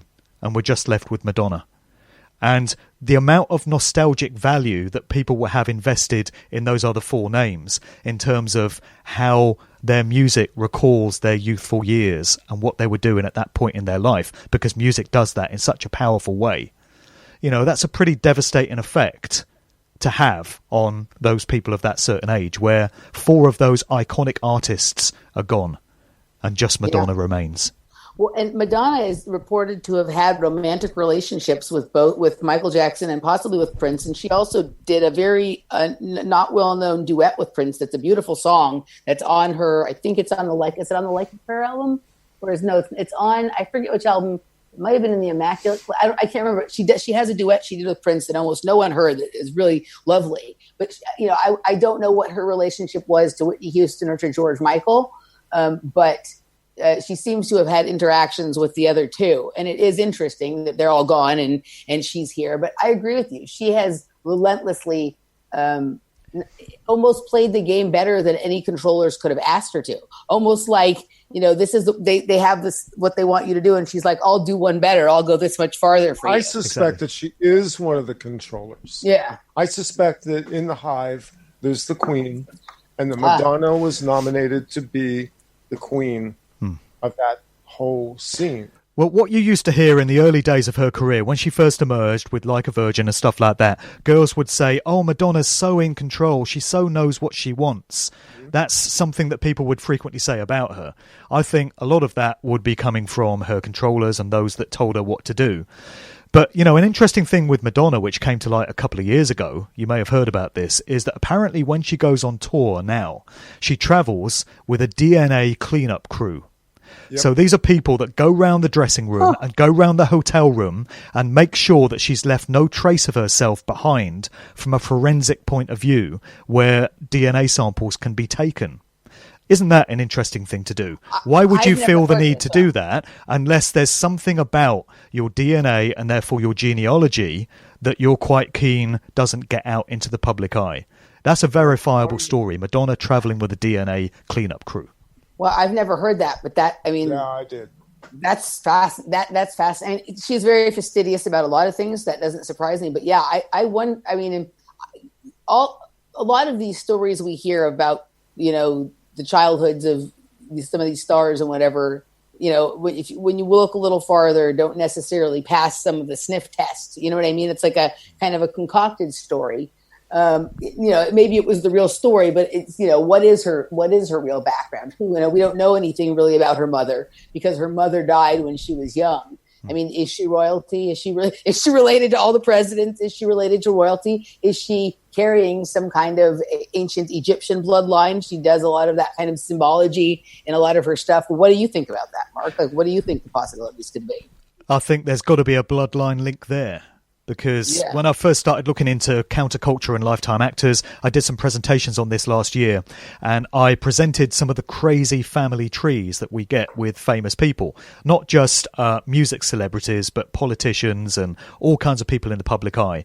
And I showed a few family trees, which have been reported in the mainstream media. So people that think conspiracy researchers just pull this stuff out of their arse, you know, there are some British newspapers and some verifiable mainstream media outlets which have reported the fact that you get things like David Cameron, the former British Prime Minister, being linked to Kim Kardashian. They're like 13th cousins or something like that. So when you trace the family tree back, you find that one branch of this particular bloodline got ushered into British politics, and the other branch of this particular bloodline got ushered into whatever the hell it is Kim Kardashian does. But either way, she's famous, she's in the public eye, everyone knows about her.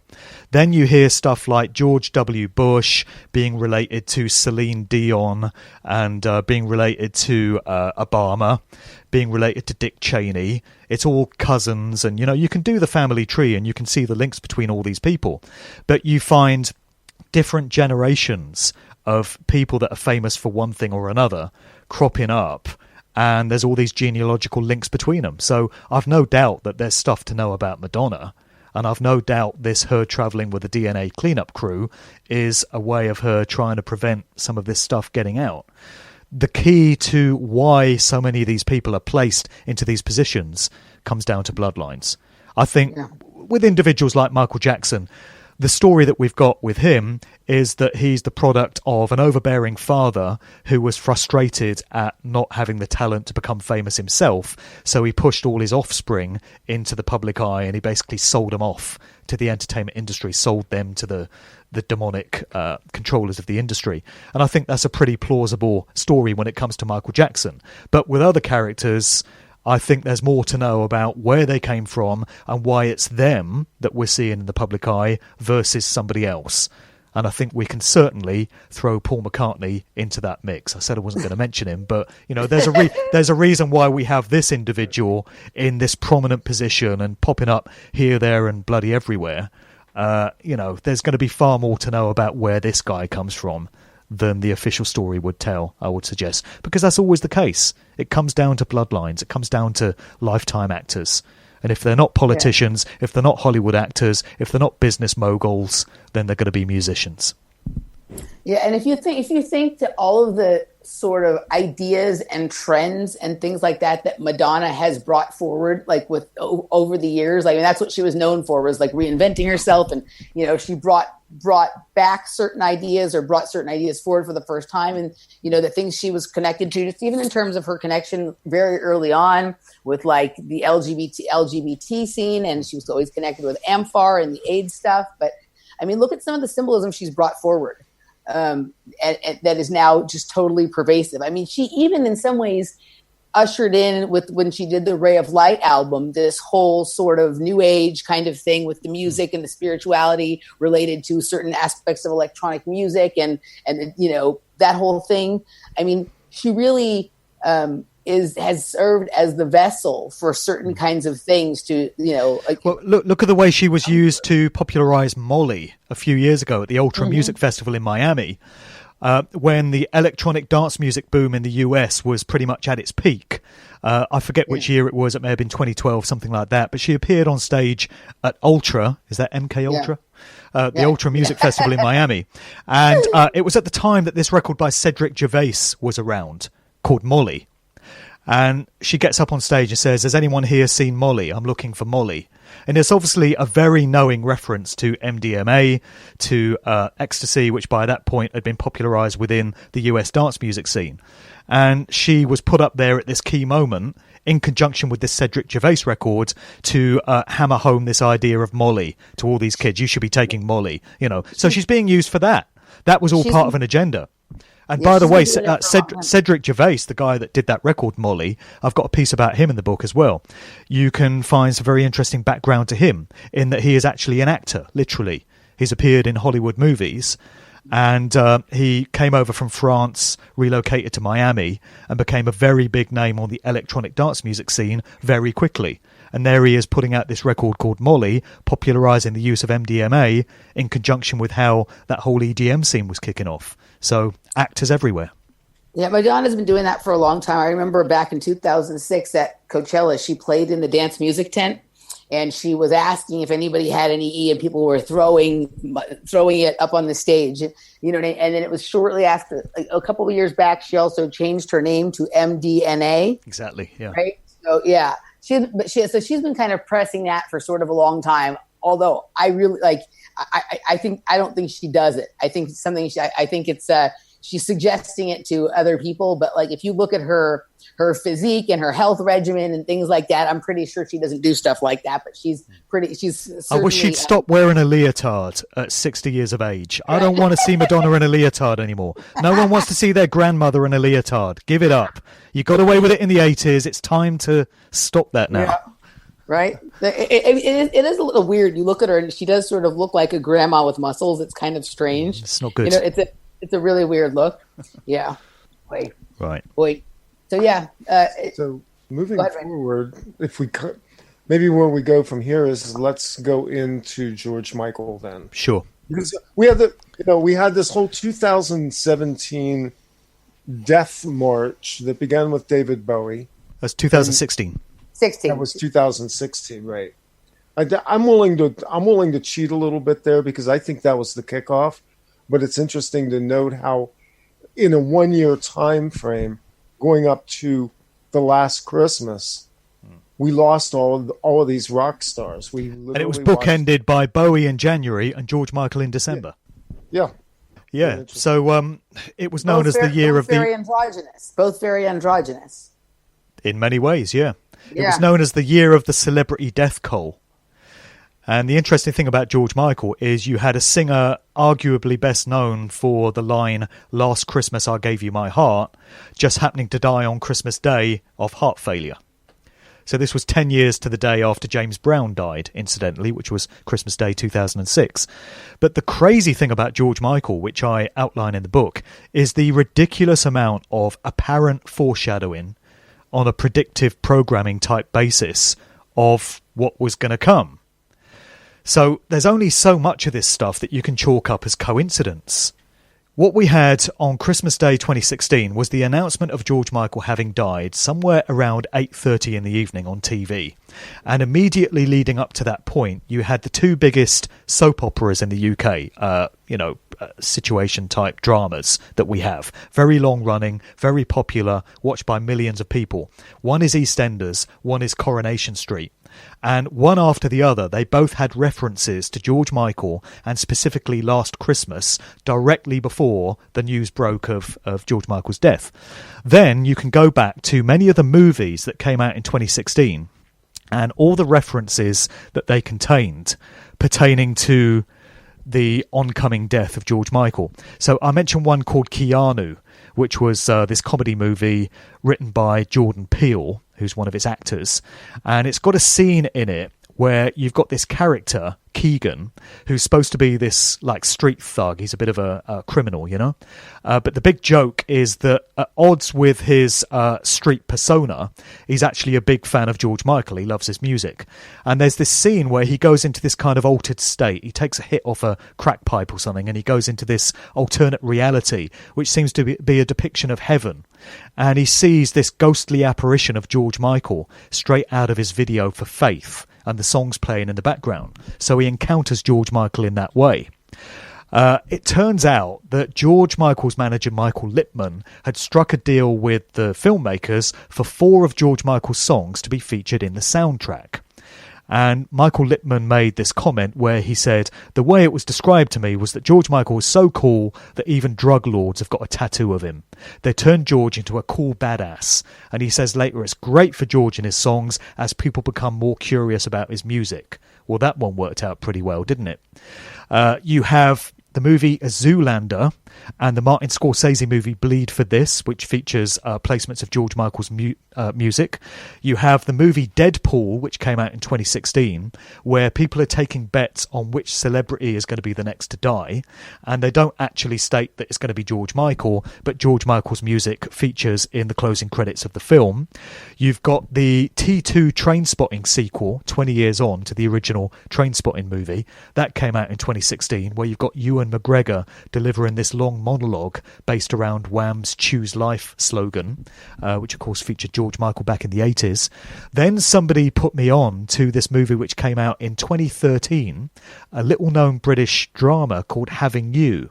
And it's got a scene in a public toilet, and people might recall that there were news stories of George Michael being discovered exposing himself in unfortunate circumstances on Hampstead Heath in a toilet, and having to answer for that. That seemed to be an aspect of his personality, and there seems to be a reference to that in this movie Having You, where you've got these two characters going into a public toilet, and one of them says to the other, "Be careful, you might encounter the ghost of George Michael," and the other one says, "George Michael isn't dead," and he says, "Isn't he?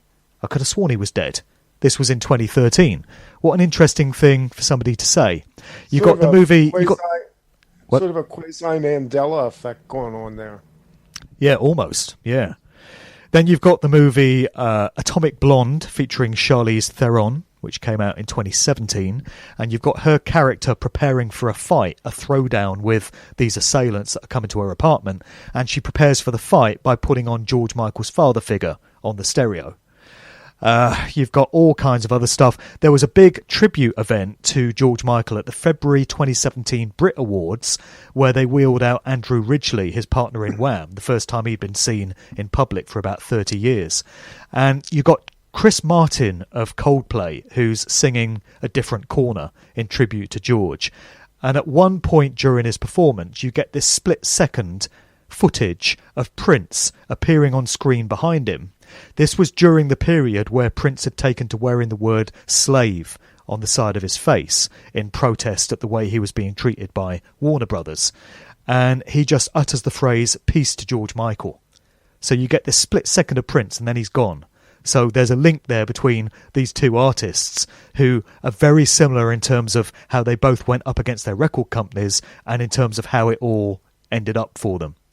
Then when it comes to the actual circumstances of George Michael being discovered dead, we got this very strange situation with this guy Fadi Fawaz, who was said to be his partner, his boyfriend, although there are members of George Michael's family, notably his cousin, that have come forward since and said that Fadi was never really George's boyfriend. There are aspects to this relationship between them which seem to hint at the suggestion that Fadi Fawaz may have been some kind of mind control handler to George Michael. There's a picture, which I linked to in the book, which appeared in one of the British newspapers, where George Michael is walking down the street in what appears to be a trance-like state. He appears to be, somewhere else. And he's being led by the arm by Fadi Fawaz in what appears to be a handler and his subject. And also in this picture, George Michael's got this very suspect line around his neck, which looks like he's been garroted. He's got this red line all the way around his neck. It's all very strange stuff. So Fadi Fawaz is said to be the last person that saw George alive. And originally he gave a statement to the police saying that he spent the night with him overnight, Christmas Eve, at George's house in Goring, South Oxfordshire. Quite close to where I am, actually. Then Fadi changed his statement to police to that he had spent the night sleeping in his car outside the house. So he went from having spent all night in the house to sleeping outside, only waking about midway through Christmas Day. Who sleeps in their car on Christmas Eve and wakes up at lunchtime on Christmas Day? And he says he then went into the house to check on George, and he discovered that he was unresponsive in his bed. And at that point, after 20 minutes of trying to revive him, he called the emergency services. So the police, in my experience, don't take kindly to people changing their statements. And if you do, you find yourself in a fair bit of hot water. But seemingly this guy had no such problems. The last thing I heard about him was that he was living in George's house in Hampstead, North London, and that the family were trying to get rid of him. and he was proving quite difficult to remove. But the family, it seems, were never a big fan of him. We can also go back to a previous incident where Fadi Fawaz was said to have been a close friend of Stephen Gately, who was a member of the Irish boy band Boyzone. And Stephen Gately dropped dead, literally, on the spot, in Mallorca, I think it was, on holiday, of sudden adult death syndrome, as they call it. So, again, the family of Stephen Gately were very suspicious about the circumstances in which he died, and Fadi Fawaz is said to have been, very devastated over what happened there. So, he doesn't have the best track record or the best run of good luck when it comes to his music industry associates, it would seem. So I think there's probably far more to know about this guy, and the circumstances in which George Michael is said to have passed away on Christmas Day are, to my mind, quite suspicious. And when you factor in all this apparent predictive programming, which seemed to hint at what was to come, and the fact that so many of George Michael's songs were being used in movies during that year to build up a great interest in his back catalogue, then, people can make of it what they will. So it's what we're looking at here, something that's supernaturally orchestrated, something that's planned out and mapped out, or is this a commercial enterprise wherein the artist reaches the end of his contracts, his shelf life, and then becomes redundant? The artist basically is retired, so to speak, and that death is a method of doing that. I mean, cynically, I look at these things and I go, I have absolutely no proof that any of these people died. We don't know, and there's always this margin of speculation about what happened upon the death of certain famous people. Yeah, it's true. We have the mainstream media's word for it, and that's pretty much it as far as individuals like us are concerned. That's all we have for anything like that. This. I was explaining to someone who thinks that it's a mental illness that we want proof that somebody actually died. But in my head, CNN or the CIA or whatever or the FBI says is not evidence of anything. Short of seeing the body for yourself, I don't know how you could be so convinced. All you have to go by is, the official version that you're given. Let me just throw something else into the whole George Michael, Prince, Michael Jackson mix, though, which is, I mentioned earlier that Prince had made some pretty contentious comments in interviews talking about, he talked about how history had been changed as well, which is something that Michael Jackson got into. He talked about how the history books had been manipulated, that whole his story thing that he had going on. And Michael Jackson was very critical of Sony, of course, as we've discussed. You've got to factor in that George Michael gave quite a few interviews in his latter years, which could be deemed by his industry controllers as, undesirable in terms of stuff he was bringing up. There's a great interview that people might want to watch from the BBC's Hard Talk programme, BBC One Hard Talk from 2003. It's available on YouTube if people want to watch it. And he was being interviewed in the wake of the military incursions that were being launched into Iraq and Afghanistan off the back of 9/11. And the interviewer was trying to goad him and get him to talk about what he thought of Tony Blair. And George Michael ended up giving a very candid interview. I felt he was speaking from the heart. It certainly didn't seem contrived to me. He seemed to be an individual that had come to a certain level of consciousness about what was going on in the world, and he was expressing that. He was very critical of George W. Bush, very critical of Tony Blair. He referenced that whole Cool Britannia thing in 1997 when Blair and his new Labour Party first came to office, and they were trying to make his political party palatable to young people by allying it with this whole Britpop scene that we had at the time, Blur and Oasis and all of that. They were trying to make Tony Blair seem like this really cool dude that was down with the kids. And George Michael says in this interview, that whole thing was a load of old bollocks to me. I didn't buy it for a minute. And that's why I've got some respect for what he came out with in that interview. So, this is all stuff that he came out with, which would not have been too popular with the establishment and maybe with the industry that spawned him. So you had Prince making comments like that. Michael Jackson, George Michael, we know how it ended up. To my mind, I can never recall Madonna saying anything vaguely controversial or anti-establishment or critical of government through the years, unless I've missed it. No, Madonna was out there with the women at the Pussy March, the Women's March, saying how she's thought of, she's had the impulse to blow up the White House since Trump was elected. right? And if anybody else said that, you'd have a visit from Homeland Security or whatever, right? Right. That's going to happen. When she does it, it's okay though. So she does the faux anti-establishment, which is really just like we were talking about before, like this, faux leftism kind of thing or whatever. But no, I mean, she completely, she shills for them on every, I've heard her, shill for Israel kind of stuff. I've heard her shill for the government establishment. She's completely a corporatist. She's completely a globalist. She's completely in bed with every, I guess the only thing that could ever have been considered sort of anti-establishment, but not really when you saw where it ended up on the long plan, is how supportive she was very, very early on of the LGBT community and of AMFAR and stuff like that. And at the time, it seemed like going against the grain. But when you see where everything ended up in the sort of agendas that are at play now, you see that she was just the first one to popularize it or make it cool. Right. My mind can't help to go to the Beatles when we're talking about artists who are outspoken versus those that play the game. John Lennon was politically outspoken. He made a whole bunch of records that were enlightening, consciousness enhancing, critical of the establishment. We know how that ended up. Paul McCartney, yes, he did give Ireland back to the Irish in his early days, but for the rest of the time, he's pretty much played the game, and we know the rest there as well. So I think that stands as a case in point as to what happens with artists who express themselves and say what's really on their mind versus those that play the game. I think that just, illustrates that point. Yeah, no, absolutely. Did we want to move on to the 80s videos?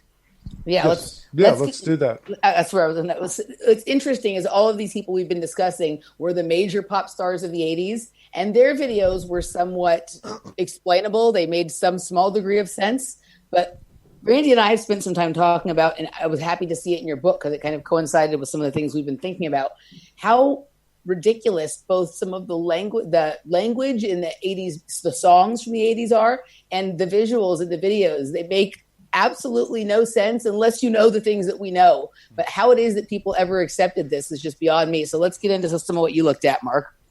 Sure. Well, it just occurred to me that with everything I've come to understand about subliminals and occult imagery that has been going into contemporary pop videos, so the likes of Miley Cyrus and Britney Spears and Lady Gaga and Rihanna and Kanye West and all the usual suspects, Taylor Swift and all the rest of them, I reached a point where I thought, now that I know what to look for, I've looked at the Vigilant Citizen articles, I've come to understand what mind control symbology is. When you see shattered mirrors, when you see teddy bears or dolls with limbs missing, that all hints at the loss of childhood innocence.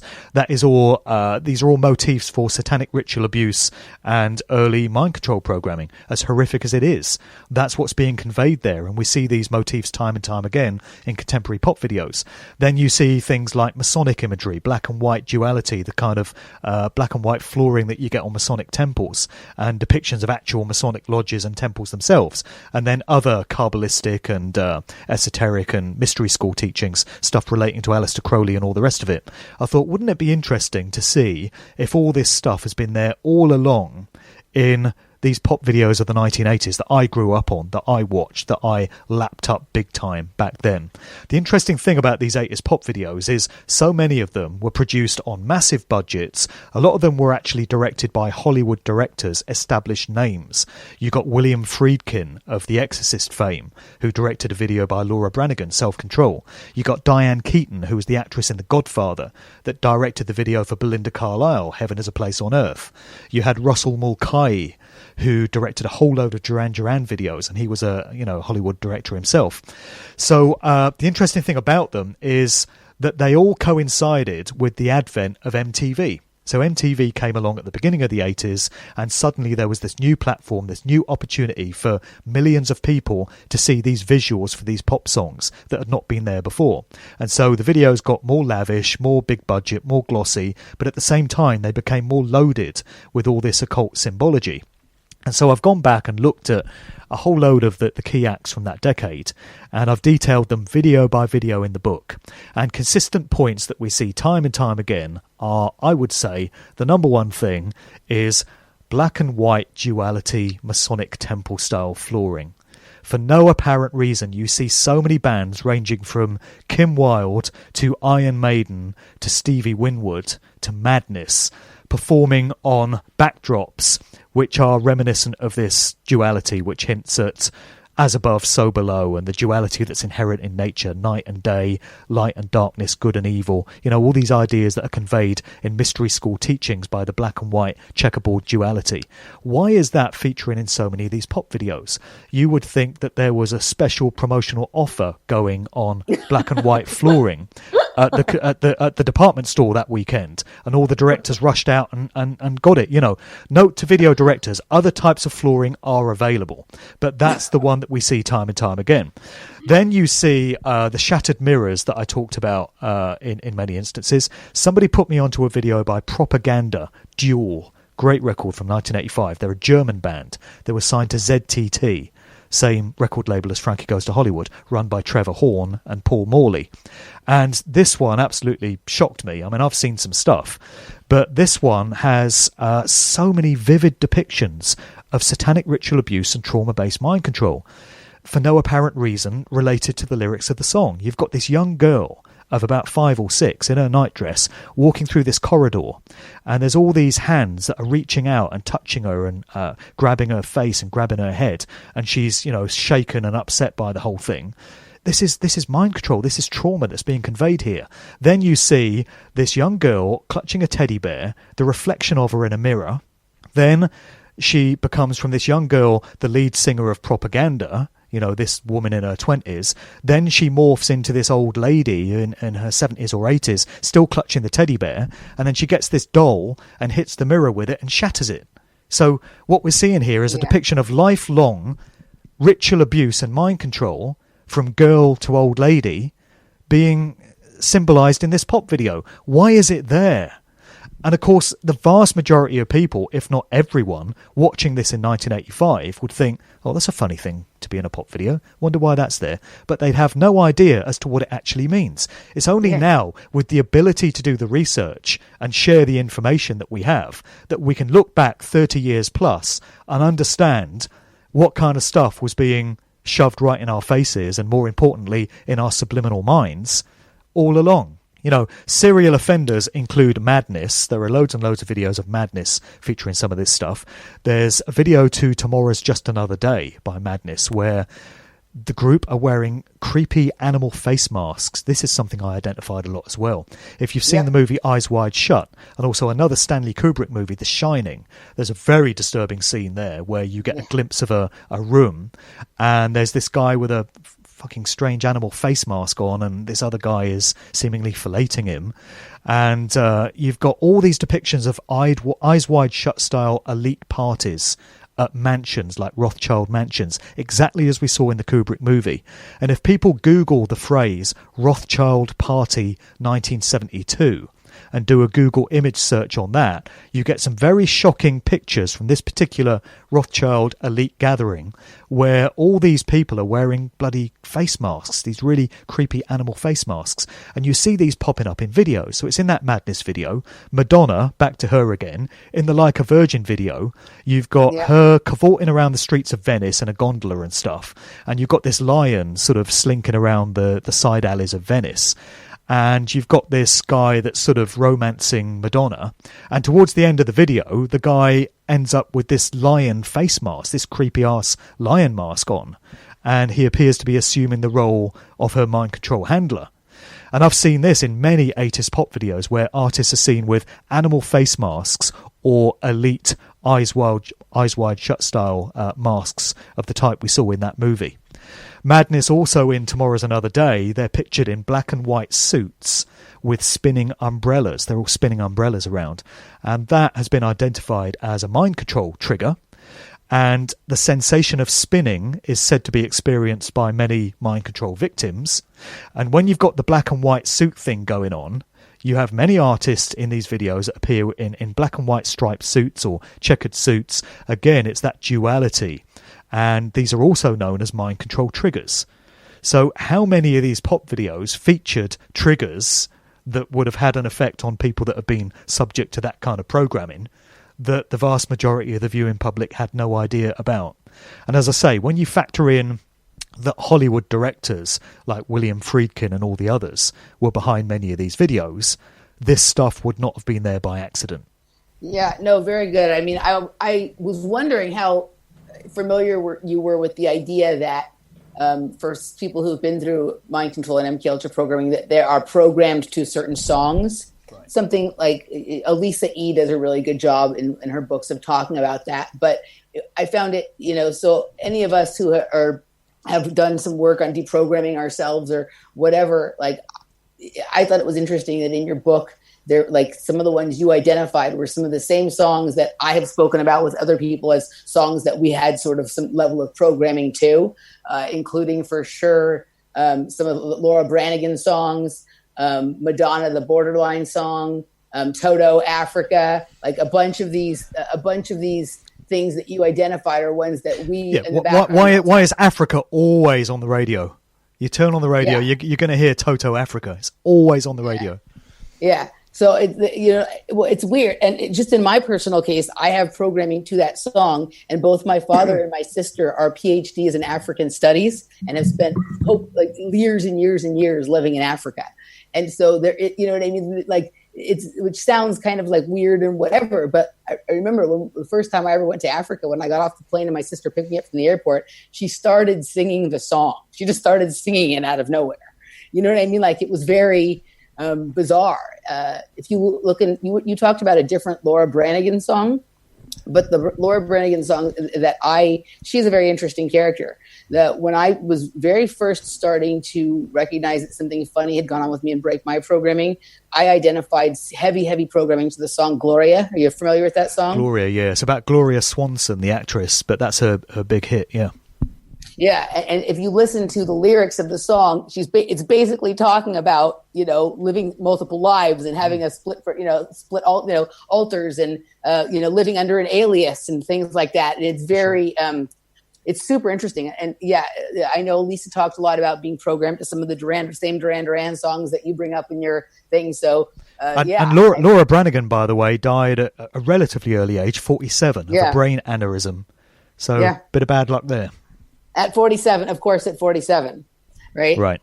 At 47, that's one of the numbers that shows up over and over with some of these sort of situations and events. But Randy did an interesting blog and little video about a different Ultravox song than you talked about. Randy, tell them a little bit about what you did, what you looked at. Basically, I did an analysis of Ultravox 1982 hit "Him," which was.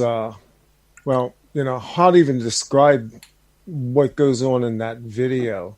It basically is the Masonic taking the deal. Here's the contract, devil eyes, the whole thing. I mean, it's just, I'm sorry I wasn't prepared to talk about this. No worries. The record sleeve to that song has a load of Masonic stuff on it. And yeah, I remember seeing the sleeve one time, and it's just laden with symbols. Yeah. It's basically got the London Bridge used as a stage for the Masonic symbol, and then down the spine of the column are different accoutrements of the Masonic Lodge. And the song itself is a foreshadowing, again, of basically the supposedly golden age that's coming, kind of hearkening to David Bowie's golden years, in terms of anticipating this coming messianic system. If you've never heard the song, it says, "Give us this day all." It's based on basically the Lord's Prayer. And Midge, you wrote this song. The band themselves directed the video. We'll put a link up for the video with this. The people who are going to see this are also on Patreon. The video and the essay that I wrote are there. And it basically shows you the whole thing in synopsis format of how I believe the band was representing the Masonic ritual that takes place that enables these bands to become successful, how they use stagecraft, how they use contracts, rituals, oaths, vows, blood oaths. And of course, there it is, the checkerboard floor at the end. The four band members step out of doors on two sides of a corridor onto a checkerboard floor. It's quite disturbing when you look at it.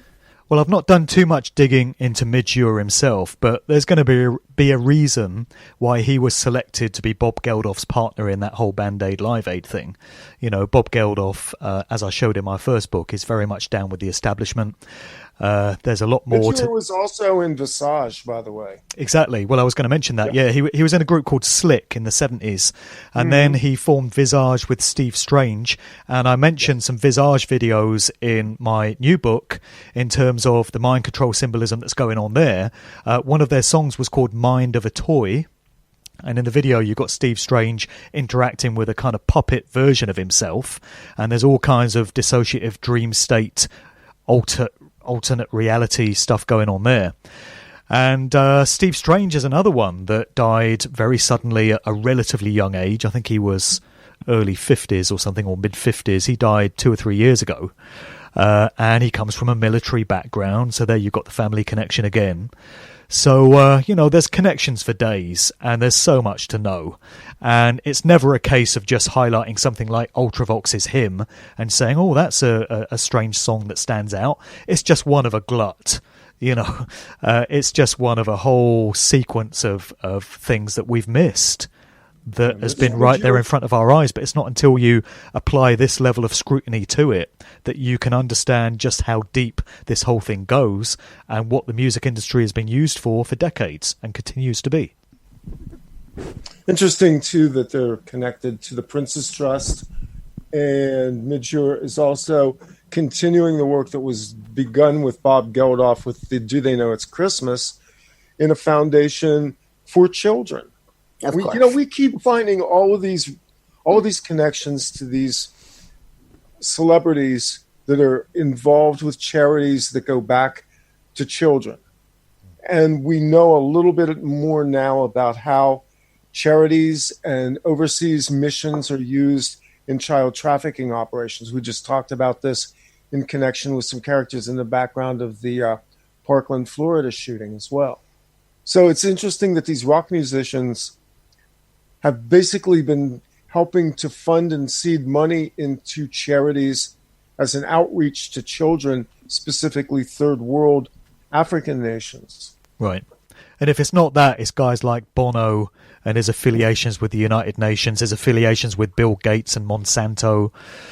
Who really believes that these artists get involved in this charitable work out of the goodness of their own hearts? Maybe at the lower levels of the industry, some of them, some of these artists that don't attain the levels of success of people like Bono and Paul McCartney and people of that level might be doing some genuinely benevolent work. But when you're looking at artists of that stature, if they're involved in any kind of apparently charitable organisation, any kind of foundation, any kind of institution, you can be sure there's some social engineering agenda at work there. Otherwise, they would not be expending their time on it. It's not the way it works. Yeah. Wow. Well, we could go through and do these all day, and we could go all week, ripping through some of these cases and stories. But I think we're pretty much rolling to the end here. And Mark, I just, I wanted to first of all extend my appreciation to you for what you've been doing. Also obviously to people like Dave McGowan, but you come at this with the level of force in a fight that you're not going to be beaten. And you've been a tremendous inspiration to me to, inspire me to sort of speak out. And you also gave me a platform to start sharing certain ideas that now I've been able to expound upon. And I really appreciate it. And I know that there's a lot of people that right now think that you're pissing on their parade, but I just might think that I'm a hater magnet. Right. But, I just might think that eventually people might look back on it and say, actually, this guy saved the music. You know what I mean? So thank you for all you do. I really appreciate it. You're a great inspiration to me. And keep doing what you do. Randy, any last words from you? Nope. Other than, once again, point you towards the book and the websites and the radio show, Mark. Yeah, guys, check out Mark's radio shows too. He does the Good Vibrations podcast where he digs into the informational sides of things. But one of the things I really like about him is he balances it out with creating good, positive, clean, fun music for people to listen to on his Sound of Freedom. The Sound of Freedom, yeah, that's the one. Yeah. Well, I want to thank you for having me on, and thank you for those kind comments. And just to reiterate, the book is available on Amazon, Musical Truth 2. And again, if anyone wants to get a copy from me personally, I'm dealing with signed copies. You just got to email me on markdevlinuk@gmail.com, and we can make that happen. And I just want to mention this event again, Emily, that we're going to be doing together, which is a launch event for Musical Truth 2 at the Mystic Journey bookstore in Venice, Los Angeles, California. That's Wednesday, 14th of March, around about 6 p.m. It's an evening affair. Goes on to about 6:30. Remember we changed 6:30, right? 6:30 for a couple of hours, where I'm going to be presenting aspects of the book, and then I'll be doing a book signing event afterwards. You yourself are hosting that, so I want to thank you for helping to organise that. And that should be a great event. So anyone that can make it down, Wednesday, 14th of March, or March 14th, I guess you guys say, Mystic Journey bookstore in Venice. And just a few days before that, I'm going to be at the Truth Mind Reality Conference in Phoenix, Arizona. That's on Saturday, March 10th, alongside a whole bunch of other speakers, including Mark Passio, Lennon Honor, Sonia Barrett, and a whole bunch of others. Big shout to Ivan putting that together. So anyone that's in the Phoenix area, Saturday, 10th of March, still a chance to be a part of that. Otherwise, hope to see you in Venice on 14th of March. And thanks again. All right. It's always great to have you, Mark. And I look forward to seeing you and getting to meet you soon. I'm going to get to meet you before I've even met Randy. Oh, wow. Oh, yeah. I've met Randy. Yeah. Right. So, all right. So, guys, that'll wrap it up for this episode of Off Planet Radio. And Randy?